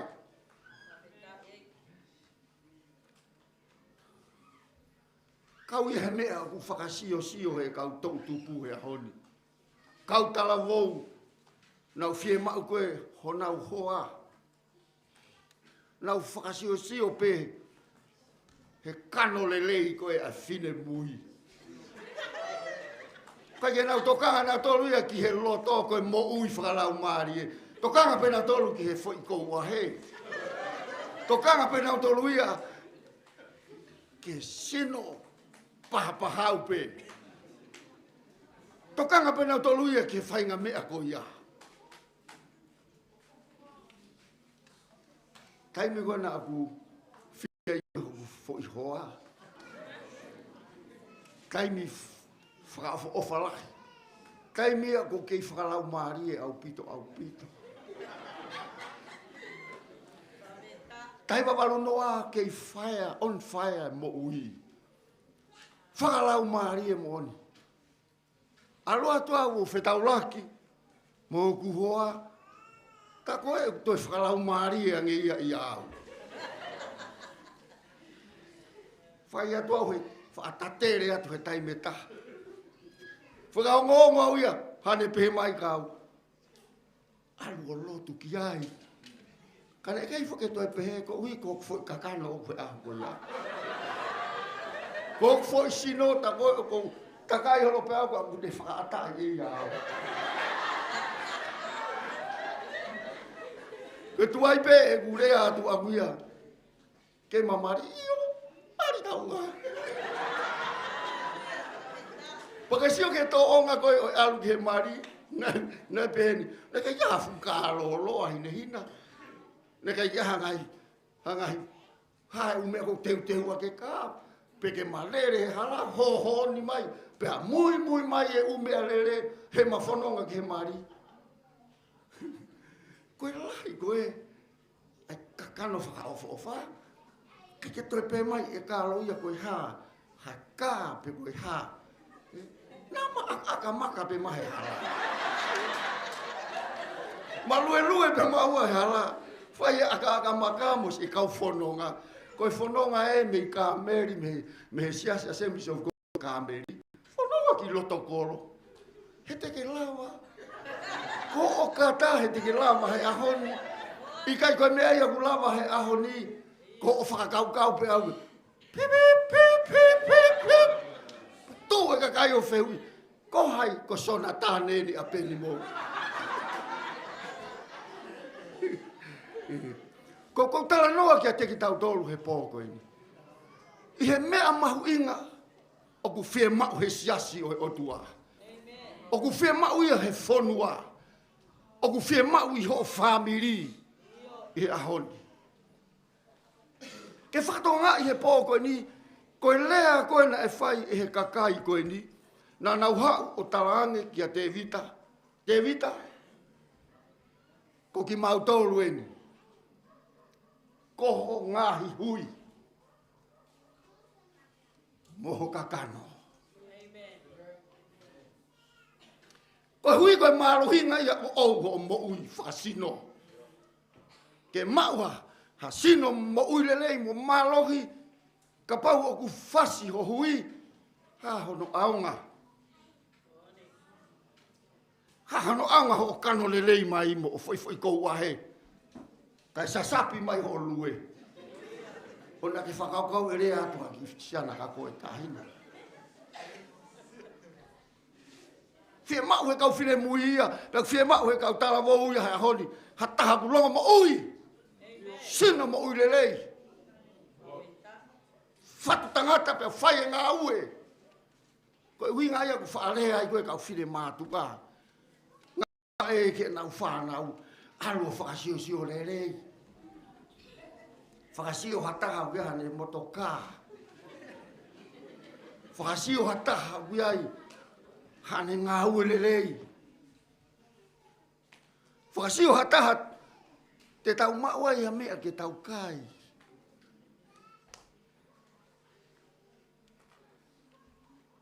Kia te au o tāpu aki au pito. Ai whainga mea na e tuku i he loto o kakai koe ni. Kau ki hau ke ta whaaki koe ni. Ko loto peke upasi atu. Mua he pō koe ni. Ko haina ne whai e lea koe ni. Pako na urea ki a hai. Ulua ki ko loto ke whakaukau ki a he pō ni. Ko e lea koe ni na e whai e ke tu i ko te vita. Le o mai e whakakaukau le lei ki he kakai o iai e mawhai pe koe kau whaiwhekau pe koe kau taki o whanua.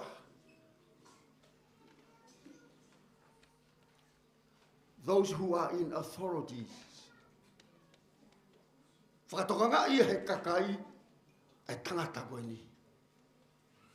A te vita.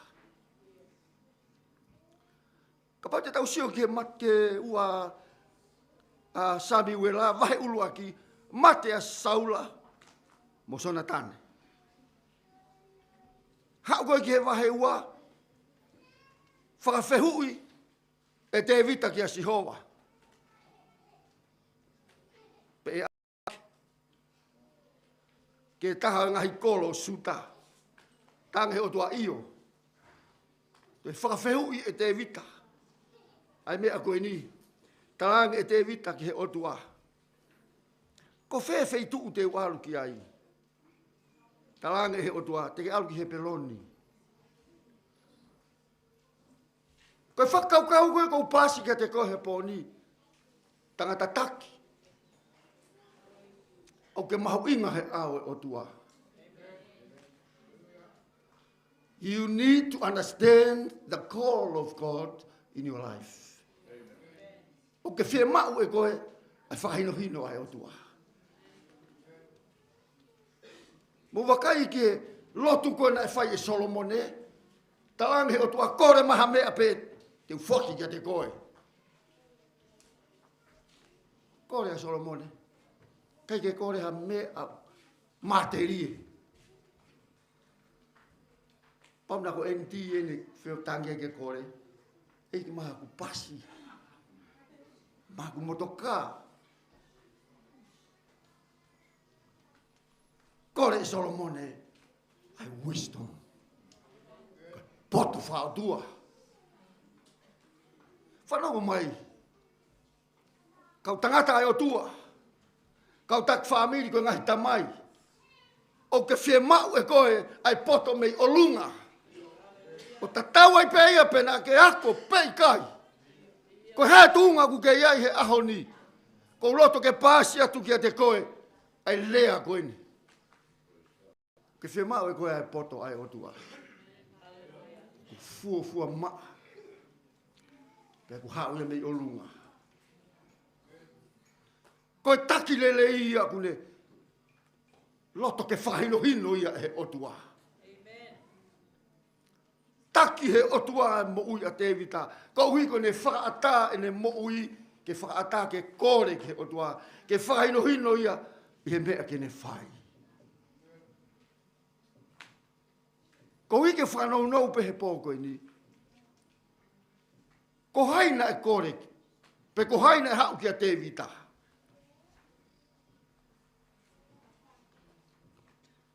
Ko e ka au mātua.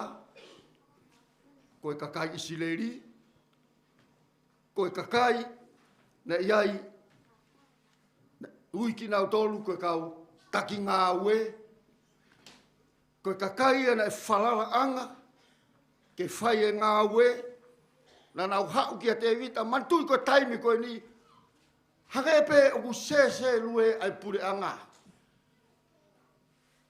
Hiri ai mate koe a saula. Wheongo aki mai ai whie tui e tamako e, mo tamako e.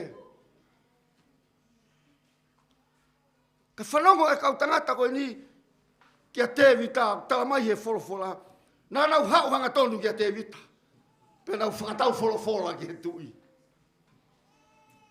Ka pau e ai mai ki he tau rea he ahoni, e pehenia. Te vita, o te ke tokanga ki hamea, ko mau tolu e ni, ko o kau se wāniti, te mautuku atu ho tafa aki. Ko ho ngāhi hui, aki mautolu, ho kakano.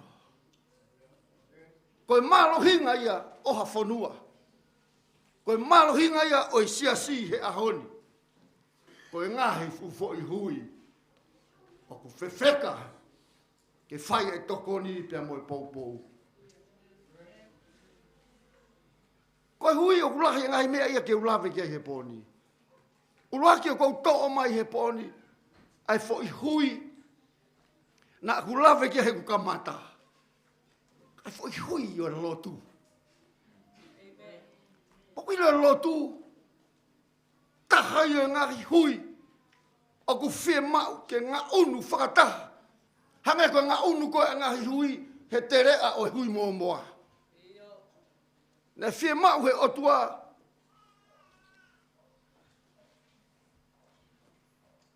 A he se kaia. Ke alo wakai ki he te rea. Alota he se kaia o sio ki he hui moa moa. E ne tā koto mai he fu. Te rea koe ni. Ke sio ke mahu inga koe o ngari hui. Ta koe te nau lava peo toi tuki o lunga, te nau lava peo mo ui, te nau lava peo hoko koe kau tau marohi, te nau ngau e whakataha, ka nau tā koto pehe he futere a koe ni. Ko manawa si na viai ha hui o ku tā koto hi sia sia onu. Pe au kia lo tūka ke nofo nofo pe koe. Koe hare vai tau mea e whai, ke poupou, ke whonua, ke poupou, ke tangata e otua, ke poupou, ke pania e otua, ke poupou, ke siasia e oni. Koe hae hui te ke whai. Hae mea te ke whai ke malohi ai, pea hoko koe malohinga o siasia oni. O whima o lotu I tonga he oni. Hahake, o whima o lotu. O whima o ke tau wakai. Ai hui koe nina e lea ki ai. Ai kakai koe nina nau hau ke te vita. Tarangi kia te vita. Te vita ku mau oho. Hui. Mau tolo ni ke tu, ke tokoni kia te koe. Whanau mai kau. Lea te mea koe ni. Ko mau tolo kau whai whekau. Mo malohi ane mo tolu ia mau tolu. Mau tolu ia koe vai atu. Kataki pe isi mo e kalasiko ia. Kau ki rea tu pe he tawhaaki koe ni. Koe tau hau whakatō ki lalo koe he awe o tua. O ku tau hau ki tau tolu I lalo. Tau hau tau tolu I lalo he o tau whato ngai ai tuunga ku tau iai. Koe ka tau mea ta tole lawa. Kia taimi lahi ku mau loto ngalo. Mea ia koe na e teu ku ngalo ia. Ia ia na e tala ke whai. Ngalo ia. Ka pau na e tala ha tau whakataha kau whai whekau ka atoa. Pe aluanga kau whai whekau ka ke alu koe ki uta. Ngalo ia koe. Pe na ke manatu I peka ke alu pe koe. Pe kui ha mea siasina e tala ke whai. Pe ke whakakau koe ki ai. Pe a ot pe ke taimi koe. Ke whai ai e mea koe ia. Ngalo ia koe. Ko mau tolu kau whai whekau. Ko mau whie mau o mo ngahi lotu. Ngahi whamiri. Maybe boys, yes. We need your prayer. Hei kai ke mau lava mau tolu, o tu toko taha ke whai ngā ue. Hei kai ke mau lava ki mau tolu. Ke mau tu hake o tā whanongonongo pe whai e mea koe. Ko whampe ke upasi ke te kohe pō koe ni. Ai whakakau whakaofo koe ni. O ku mau lava pe ngā ue. O ku mau lava pe ke whai e. Te mau lava tu o malanga atu kia te koe. E tāpua ki ho lau maari e. He mau ako. E tāpua ki ho lau maari e. He malanga ku mau whai. E tāpua ki e whanua. He tau mo ui e hon. Because we are praying. Koe ka kai lotu ki tau tolu. Pe tātaha mea ke whai. Pe kai ke tau whai e tau tolu. Whapiko piko he taimi life, ka more. Hello tu. Ke tau hengi o alu ki he otua, o koe ka mea whai ngufua ia. Ke tau pongi, o whai hello tu, pe tau toki o ke ngā we, o ku whai ngata.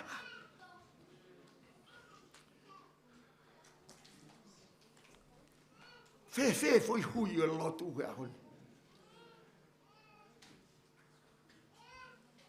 Te ke lava toni I ho whai whekau. Ho lotu. Koe lotu koe kua mea I whai ngata.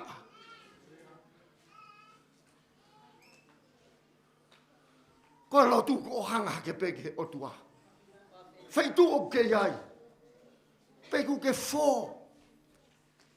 Peku ke hui uta. Peku ke whakauri ho mea lere. Peo kia ha taimi makehe o.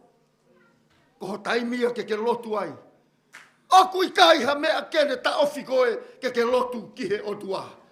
Peke hufia ai kau taki o pure anga. Hufia a ho whai whekau. Hufia ke he otua ai kau taki o whonua. Hufia ke he otua ai pure anga. A ho tau tui mohono whare. Hufia.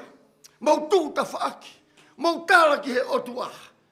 Ko au, Koe ki fo I hui au ke whanua. Ko au koe ki fo I hui au ke siasi.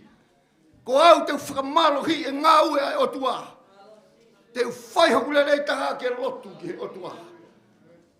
Ke tāpua ki e ngā ue ai o tua. Hallelujah.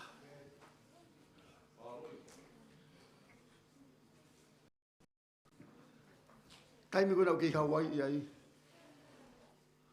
Alu he mahina taha. Pe alu he nia oceane. Mahina taha wha. Mi taha nima. Alu haki he taimi lahi. Keu lau ki he otua. Kamata keu whakaanga. Kamata keu whai au e ngahi. Whakakau. Oku whewhe a mea koe. Whewhe a potunga mo ui. Oku whewhe a whakakau. Ai komiti o COVID-tahi wā. Kia teki mautolu. Koe ni ko mate e kakai. Koe ni ko mate atu e. Mate atu e. Kamata ke aluha ke umea koe ia. Le hanga he otua la vei hoku loto. Te ke la unga pake hanu e kai ke lawa ha mea e taha matmate. He I kai ke mavivi ha mea. He I kai ke te iawa. Ai kaua whanua. Ka pau te ke nofo o hanu mo launga mo whakahanga. Hei kai ke hau kwa mea. Fie mau ke paluki ho tui he au e otua. E fie mau ke lotu ki he otua.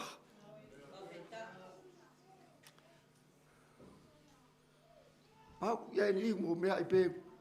Ia tai me taha ko whaakau I he morning devotion ai whaloto lahi. Pongpong tō nako tō pe. Ko hau ia na uma o whenga maari e ko ia. Pai ai fo I tai me tā ko hau he pongpong ko ia. Pongpong tō naki ko ni ko kawe ngā ke ulotu ma e kau ngā ue whakapureanga. Tai me ni na hanga he otua la vei hoku loto. Ke ulotu ma e kau ngā whakapureanga.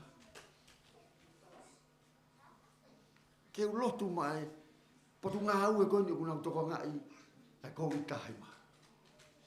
Lotu mai potu ngā ue ko toa pe. Lotu mai kau taki. O whamalo ke ki he whainga maari e nai o mai ki te au. Ke kau ia he ku lotu mo hufia he taimi he pesi ko ne whaloto lahi. Mo ile ose ku lotu ko ia.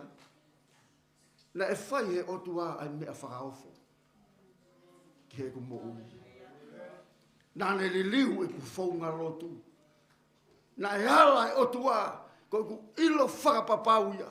Pena e whanongo ki ai, hataha kau ngai whapure ngā pe I kai. Ko taimina ku lotu ai ki he otua, na e omi he otua ai loto lahi koe ni, mo loto to he ku mo ui, o kou iloi, o ku whai pe e ia ai mea I hono taimi pe ia a ana. Mea whakaofo ia, e o whakatonga I he aho ko ia, ai tari he otua ai lotu. Tangi tō tāta whaki, o ku tari lotu ai otua. E tari he otua ai lotu, mo e kore na e whai.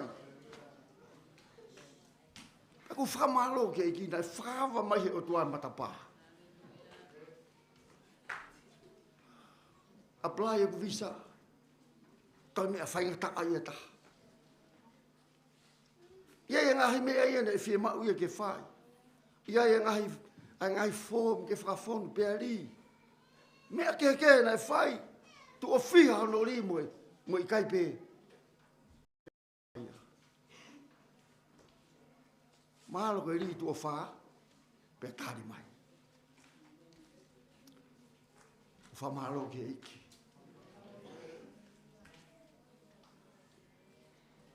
Mau koe visa aluhifu ki New Zealand. Talamai ia me New Zealand panga ni maafe, ni mangeau, ke kolontini. Ie hotere.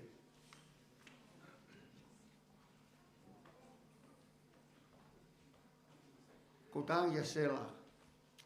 Sela koe Maria o Paula Plescoti. Ama kau whakataha he aluhifo. Ma mafa mo ha alu daua. Leo me maa mai afisi me whai ngofua. Alu daua I New Zealand. Whai ate whanua I New Zealand. Tuku mai New Zealand foi mai na tolu ke tā i panga ni mafi ni mangiau. Whawhetai lahi ke iki ai.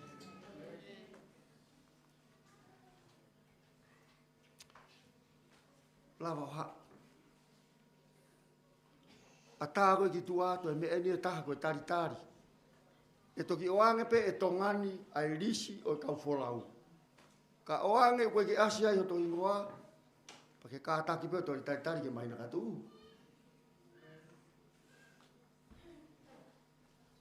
Ange pe koe risi o. Whanongo mai. Asia i. Ai ni tontoi api. Wow. Mahu i ato e whaingata. Alu e tailata, alu e tangi. O whakafonu e si hoa. E fia hele tamai o eiki. Kolontini koe. He wike ua. Pa koe ni kuke ata. Ange koe tari. Ai e tiki te mawetaha. Tau sio mai e aho ko ia. Kaila a kalo ki ari te a. Whato tō whai mo ai e tiki te.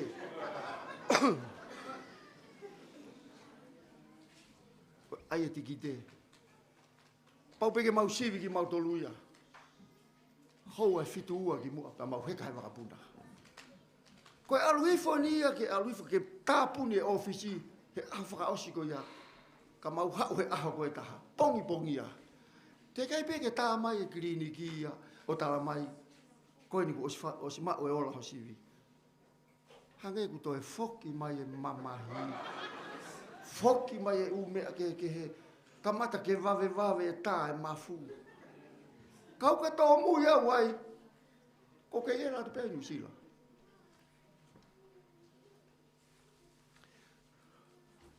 Alu e lotu. O ilo i koe lotu pe tene lava. Kai ke toi lava i he mamahi mo tangi mo lau mo hafu e umea aho ko ia. Koe lotu pe tene lava ke whakawave i mai e umea ko ia. Osi pe ku lotu taimi no. Tā mai e ai kliniki. Whetu e koe na alu ko sivi COVID ai. Toko tahana maalu. Koe ni. Ko lava. Mo mai o atu. Ai ola. Kuo foki e mo uio no moro. Whanongo mai, koe ngau e lotu o ku whakaofo o whalahi au pito. Pau hai ho suka, pe ko toto maalunga, koe lotu tene whakano moro i koe. Ka kuke ita ki hata, koe lotu tene ai ho loto ke lelei. Ka kuke loto mamahe, ka kuke ha mea ku hoko ki a te koe, ka kuke ha palo parema, ka kuke ha whaingata, ka kuke ha whie ma uiviri, ka kuke ha mea ku hoko ki a te koe. O e ngalo foi hui koe ni. Tokanga ki e lotu. Hallelujah. Tokanga ki e tangata e otua. Koe mea ia na e mamahi ai a te vita. Koe aloha tu e tala atu pehe koe ni. Ko wikuna. Ko tamate ia saula. Koe rea a te vita na e hau. Mo ilo a saula. Koe pani a e otua. Whanau mai kai ngā lotu e honi. Koe tangata koe ku whewheka hono hui. O kai te ke lawa ko rea ki e tangata e otua. Ke paluki ho tui ke lahi. Amen. Paluki e tui pa ke hui ki a si hoa. Ko mau re rei anga pe ia. O rea atu ki mautoro. Mahalo pete ke pe mai. Mea ko mo pehe. Tuku ia he ke lawa ha mea ia ai. Pelu o tui he awe o tua. E whakahai ai. Ai whewheka. Hau pou o whai he ahoni. Pou ke ngā ue. Pou ke tangata e o tua. Pou ke siasi. Pou ke kolo mo e whonua. Ka pau o kutala ai ngahi ngā ue whakakolo. Alu ki ai. Alu ki ngā ue whakakolo. Ka kui ha whono. Alu ki whono. He lau hake ilo pe he ofisa kolo. Ka ia ta Pentekosi ia he fono. Te ke pehe o malohi o foi hui. Te tatu ka te koe. No. Molo ku heni. E ku ngau e ko heni. Ko e fono ko toa pe. Pau pe ke walu ki ai. Hallelujah. Hanga he lotu o ngahu o tau foi hui ke fefeka. Mo malohi. Ko lawe i peo ki lolo e malanga he poni. Ka ko loto pe ke u whakaosi. Leo ku lahi ngahi mea ia ki tau sio ki ai he po koe ni. Ka ko to'o mai pe lotu ke wakai ki ai. Na aonga ke te koe. Ko tau ka kano fuolelei e makatuunga ia i ho kai lelei. Kai mo lelei. Angi mui mai kai mo lelei. Toi angi mui mai kai mo lelei. Pau whakataha koe ane afi, pe mai kau whai whekau. Ke tupu lelei o lau marie, ke hoko, koe kakano lelei, he ngau e o tuahe a honi. Ko pau pe ke tau tokanga ke tau mea kai whakahau. Wala e kunofo koe hotere, kai tolu au. Pongi ko ata fia. Hawa ko maapi ko tango maapi. Ei, ai pe ke to ka ya kai le ria ko ni. O ai ke futo pe he. O ai ke foi kai pe ta. Le atu pe ka le ke o sha wiki. Pe ko si o kamata ke ki sino ha. Pa ko me ala hita ko kamata ko ke hina. Wike ua he, wike tolu e. Panea enti, eh?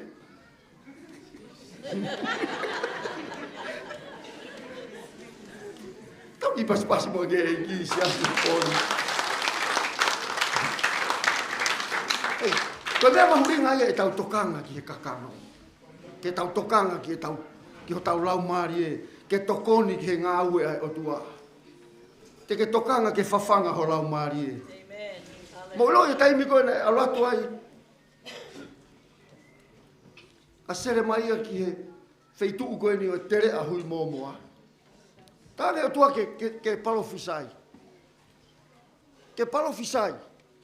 Ke lea ke matangi. Ke nauha. Lea ke ngahi hui. Ke tau sio ki ai. Neongo e ne whaingataa. Ke tau alato tu pa tau whakawhehui.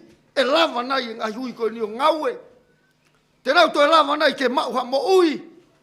Oku whainga ta a whau. Kana e au pe ia ke au e mea ia ne fie mau he otua. Ke whakamo ni e mea fie mau he otua he sia sia au ni. He tamai he wholofola. He taimina e kikite ai. A sere mai a. A iskeri kataki. Sio isi keri ko kamata ke ngā unu e ngāhi hui. Kamata ke ngā unu e ngāhi hui. Kamata ke ngā unu e ngāhi hui. Whanongo mai, koe lo tū pē tene lava ke ngā unu ai e tau mo ui hea honi. Pea tau ngā unu o tū whakalelei. Te ke whakatoa ngai o ku tū e tangata e o tua. Ke whai ene ngā ue. Hei kai te ke hau koe me mipa o whai fie kau. Hei kai te ke hau koe ti koni o whai whekau. Te ke sio pa ke whātua ngai, kamata ke ngā unu e ngai hui. Pea tū e ngai hui e aha koe ia, nā nau ke hui pe. Le whia mao he o tua e ke hau e kakano ki ai. Toi whekau a isikeri ke toi palofisai. Lea ke kakano ki hau. Ke loe taimi whakairifia e he mo ui. Ka pau e asi hataha. Koe hui pēka kai iaha kakano. Te ke lawa tū. I kai ko olere ake tahamano. Ke whakaukau ke o mai ke apply whakalau maari e ka tautolu e ahoni. Whehi ai o tua ia ke sio mai tau hui a tāpe. Fia mau ke kofu e hui.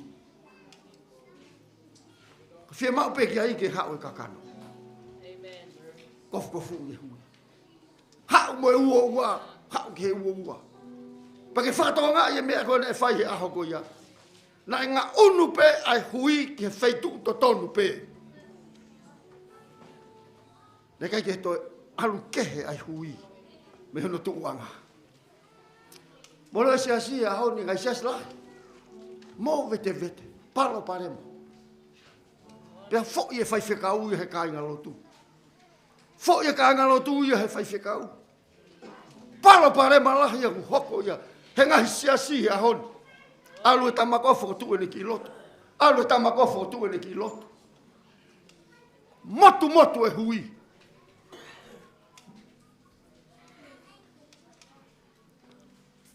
Na e unu pe ni ma tu he ni ma. Hallelujah. Na kai unu maha fukau wa ta upe mahe te ringa. Palaku ia pe whakamaha. Tau sio atu ke ngā unu mai.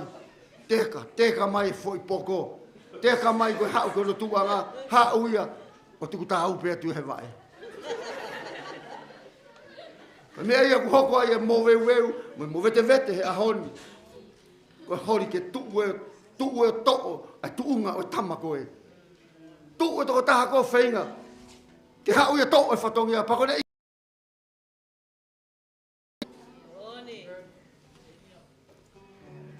Hallelujah.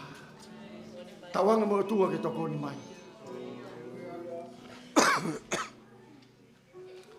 Ngahu e tau moui ke kano lelei pe hui malohi e pōko ini. Ke tau tuu ke tāpua ki e ngāui ai otua he ahoni.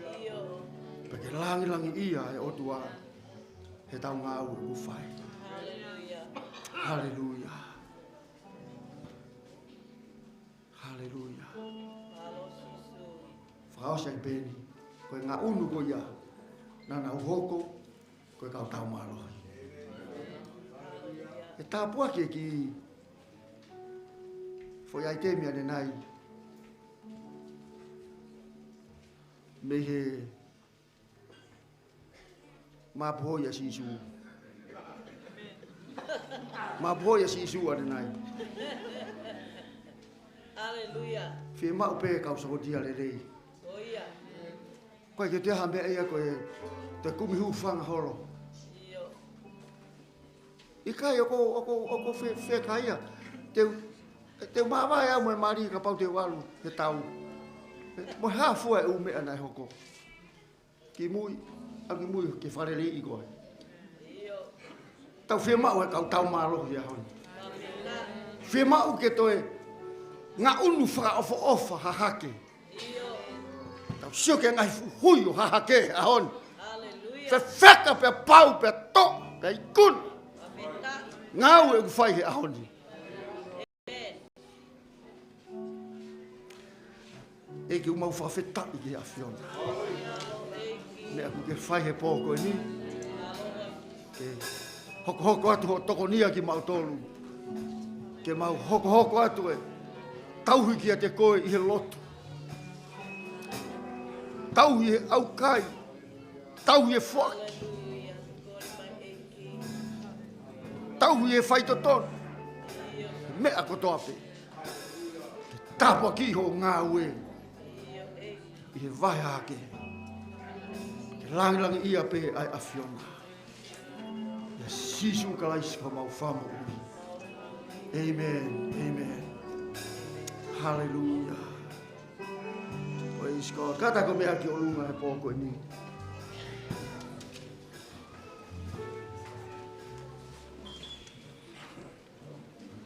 Hallelujah. Kore peka wiwa na wiwa mati iwa ta.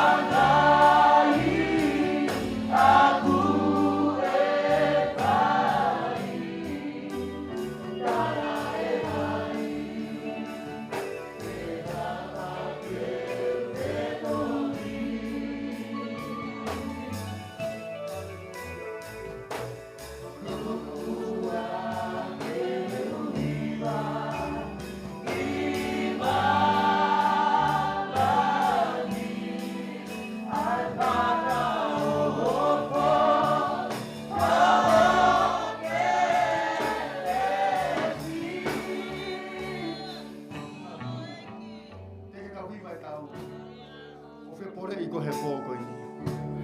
Ke whihoko kua whoi hui malohu I ngā ue a iki. He siase eiki he pōni. O kua tāpe ori ta he pōni. O mea lelei e tau hau ki ai. Ke tau whai ai e tau lotu. Whawhetai ki he o tua he pōko ini. Whia mai o tua ke tau ngā unu he pōko ini. Ko taimie ni o ngā unu. Ai ngā hi hui. Tau ngā ue whakataha. Ke whai e ngā ue ai o tua he hau. Hoko ko toko taha ke. Ka kano lelei e ngā ue. Lau e kakai e ngai tāpuaki. E mo uiho ia te koe I he siasia honi. Ko hui e koe toko taha lelei koe. Ho whakafōtunga. Ki he kolo, ki he whonua, ki he siasia eiki. O nuni mai ke ori taha pōni ke tau lotu ko whawhetai. No tonga o tau hiwa mai tau he pōkoe. Hallelujah. Hallelujah.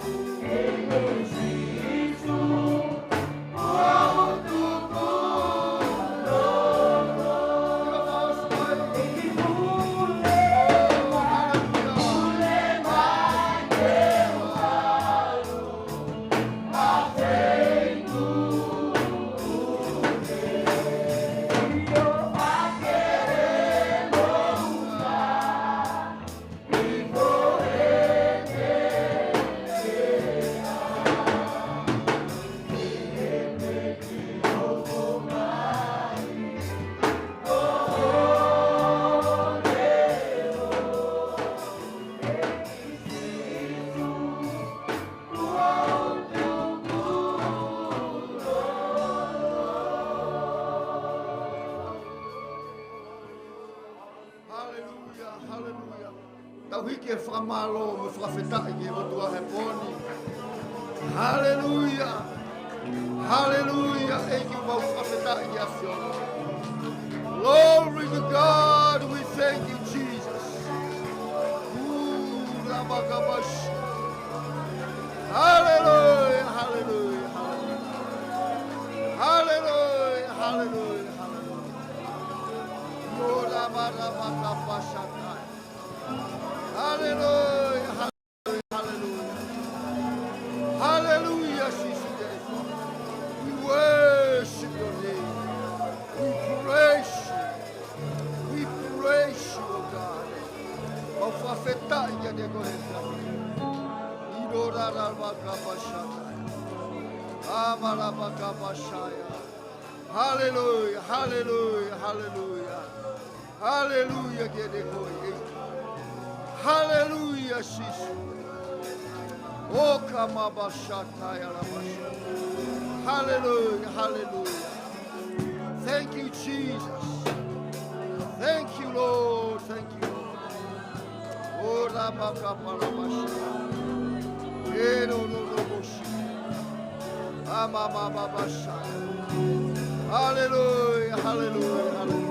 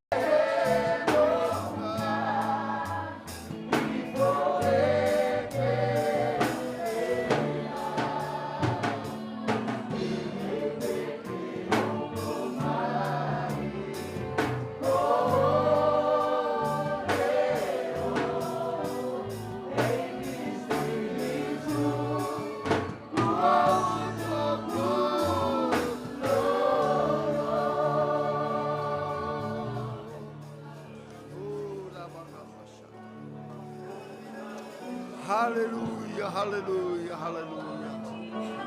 Hallelujah, hallelujah. Hallelujah, Shisu. Hallelujah, hallelujah. Hallelujah, hallelujah. Hallelujah, hallelujah. Hallelujah, praise the Lord. Hallelujah. Malo eiki ofala. Malo eiki. Fafeta eiki afiona. Hallelujah. Hallelujah, hallelujah. Hallelujah. Hallelujah. Kataki buka tau lotu he poko ini. Fiangi mui mai ke lotu ko ente fai. Kapau ke muani pa kapau ke Yesea. Angi mui mai ke tau lotu whataha ki he otua. Eiki Sisu. O kou whakamalo ki he afiona. Kou hui ko e wheo hui o e poni. Whamalo mai ki a te au he poni. Pe ko e kutuku pai ki afiona. Ke uhoko ko e poupou lelei ho ngā ue. Ke uhoko ko e whoi hui whewheka. Ko e mo ui ke whakahai atu ai afiona. Ke whakafōlelei ai ngā ue ai afiona he wahe ko ini. Testimoni lelei e ku mo ui. I he wahenga ko ini. Whamalo atu ki te koe eiki he pōna. Pe kou whai e lotu koe ni mo loto fie fia. Malo ho tari e ku lotu. Malo ho toko ni i au he pōni. Ke uhoko koe tāpuaki ho ngā ue. Ia Sisu kalaisi ko alo. Ko mau whakamo ui. Amen, amen. Mo tau pas ke i ki e pōko ni. Praise the Lord. Malo au pito. Mo mea toa ke mo mea anga.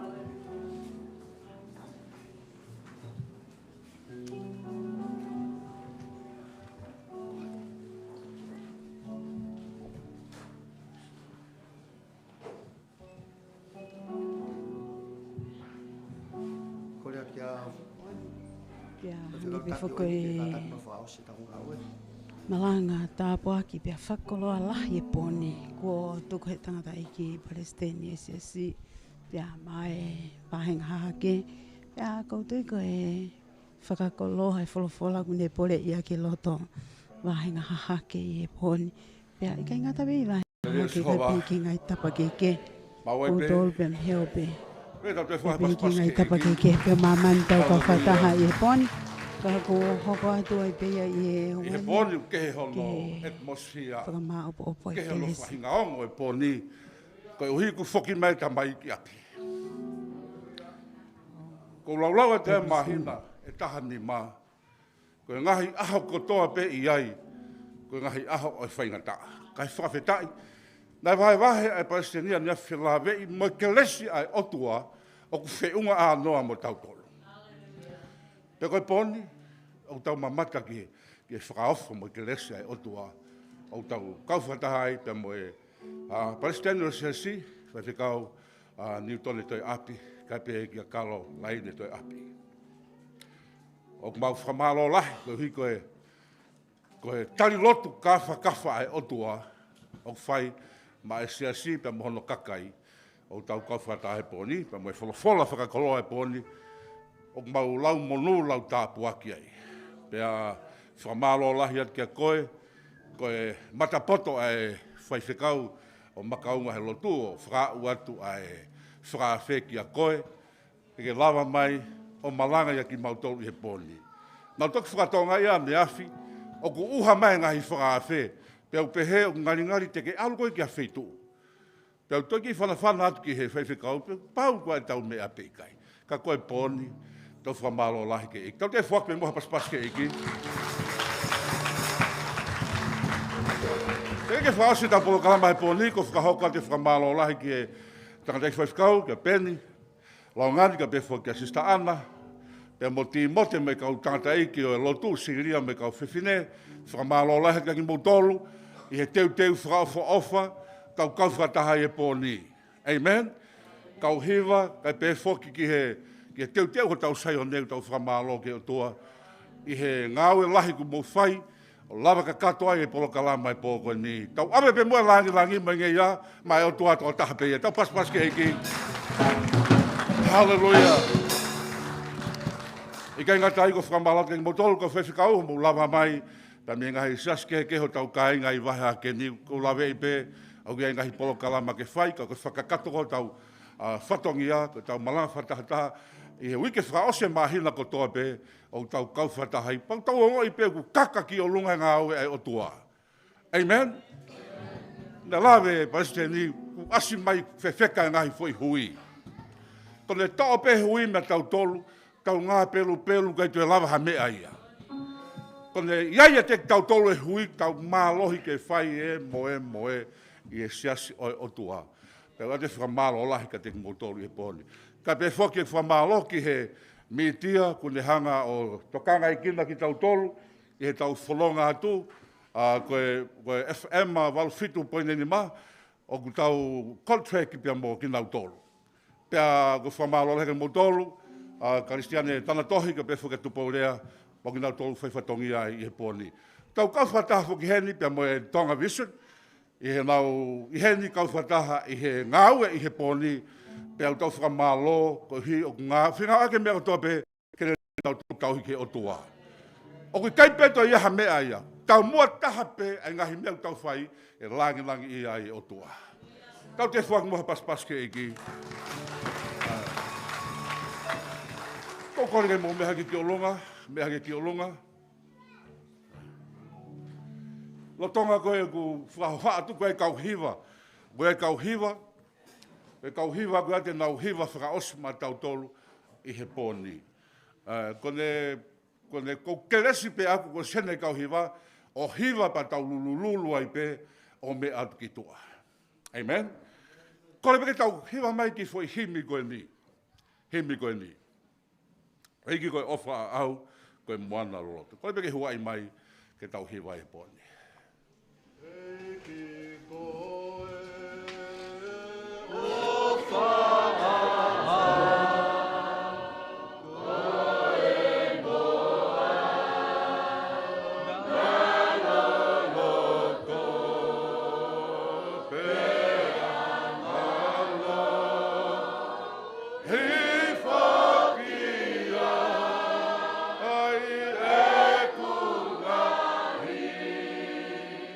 Ah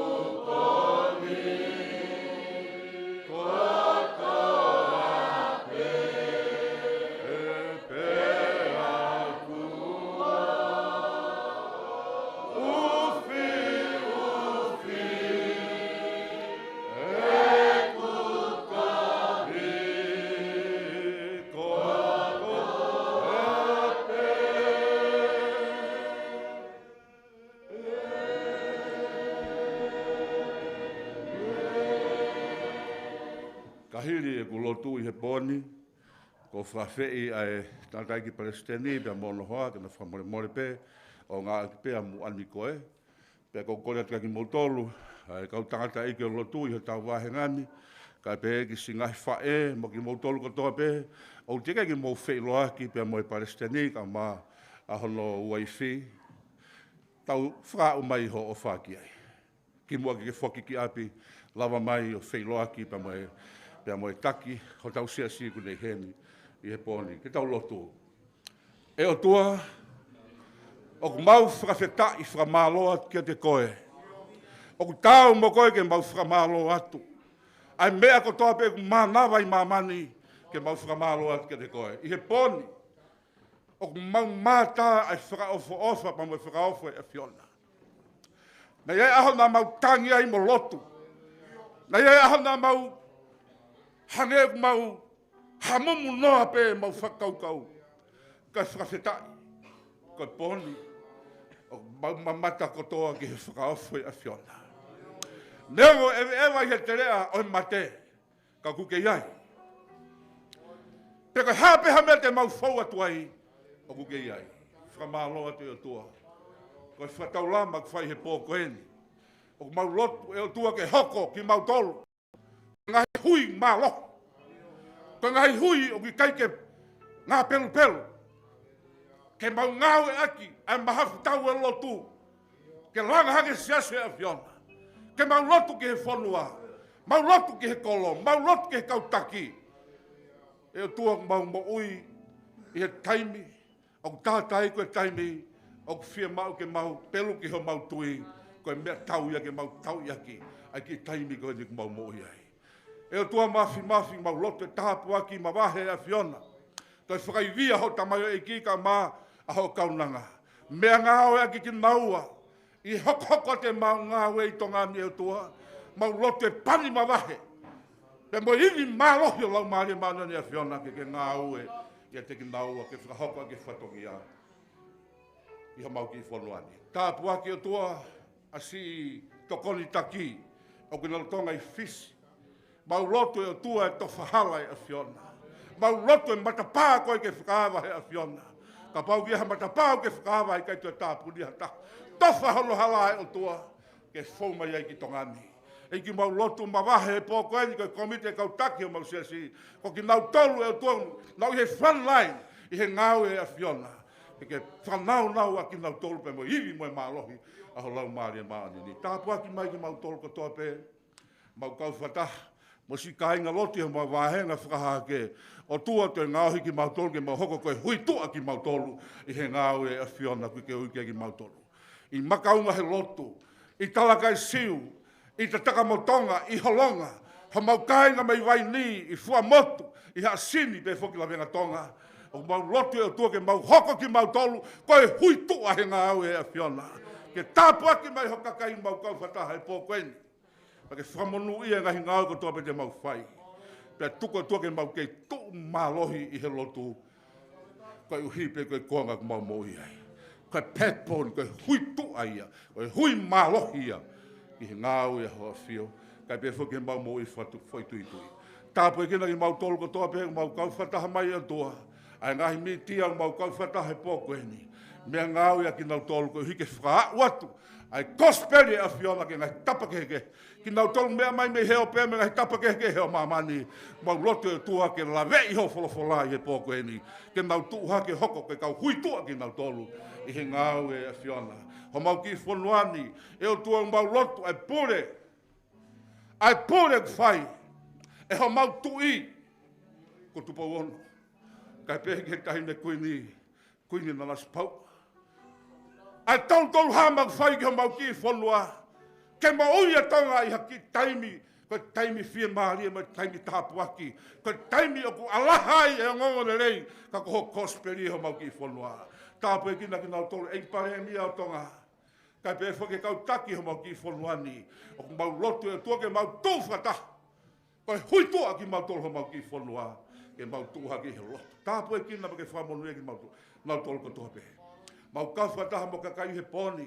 Ka pau iaha langi. Moha le lei e whahianga e pōko e ni. O mau whakafoki kotoa pe ia. ke langi ia pe a fiona to tape a koe ku tau mo nei ia iri kai fai pa tangata amen o kole pe i he tangata ki palestini fa kato fatongi ai poko ni na me mai pe ki mua ki he mo tol ko na te ki mo felo ki pe mo tangata iki mo lava mai hiwa mai pe kau hiwa ki fo hiwa ta fa mo more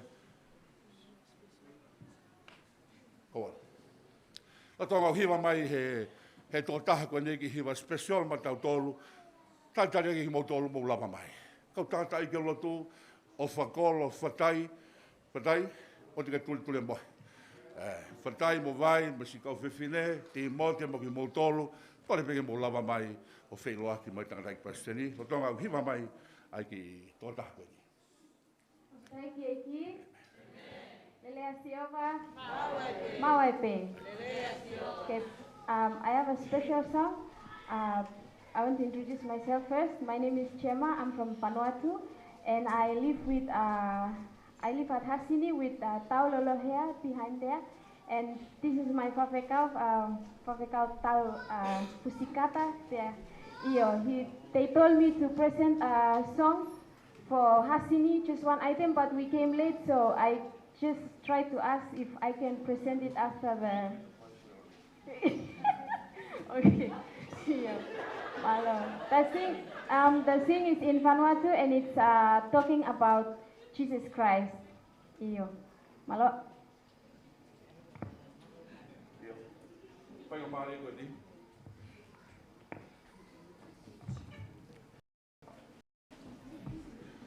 I want you all to stand up and pass with me as I sing along. Malo.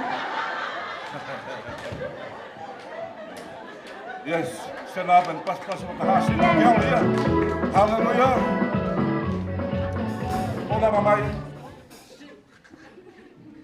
Make sure it's on. You better sit down now. I want everyone to move. Praise God. Amen.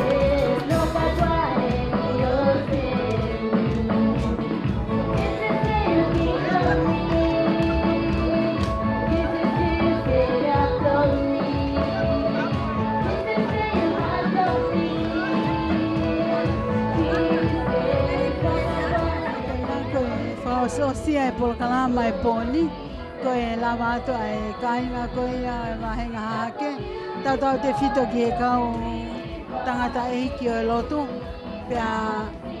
pe ko e kau toku lekere ko ia pe me vai hake na lava ke fai e feila ki fia pe mo e tangata e hiki palestini o e siasi pai fe kau ni tonto e api kai pe foki ki ono hoa whanga kalalaine to api ka kai ko haloto tai fia ko e aloene ka kato e tau e taha pe mo e mahina nai e tolu me fa ai ma o ato e tangata i ki Palestini ho ko ai lockdown ne o na fono ngatu ko frata e te wa kia te conference fra mama lai ko ia ai Sasi Assemblies of God whakakatoa o ko whai whakataua mai ki tonga e ikini. Pea ne hoko ai e lockdown koi. Kai whawheta i ko whai he e iki e mea make. Whakaha ia e lelei lahi o e iki. Whai ia e whiloaki. Pea ko e fuafua sa sendi ko ne malanga ai e whai taimi ko ia. O ne foki mai ko ia pea mei Amerika lai. Ane o ngai au kai tāmo no fia ke tonga katoa ne tau kau whataha pia mo e porokalama pia koe lama kakato e pe fokia e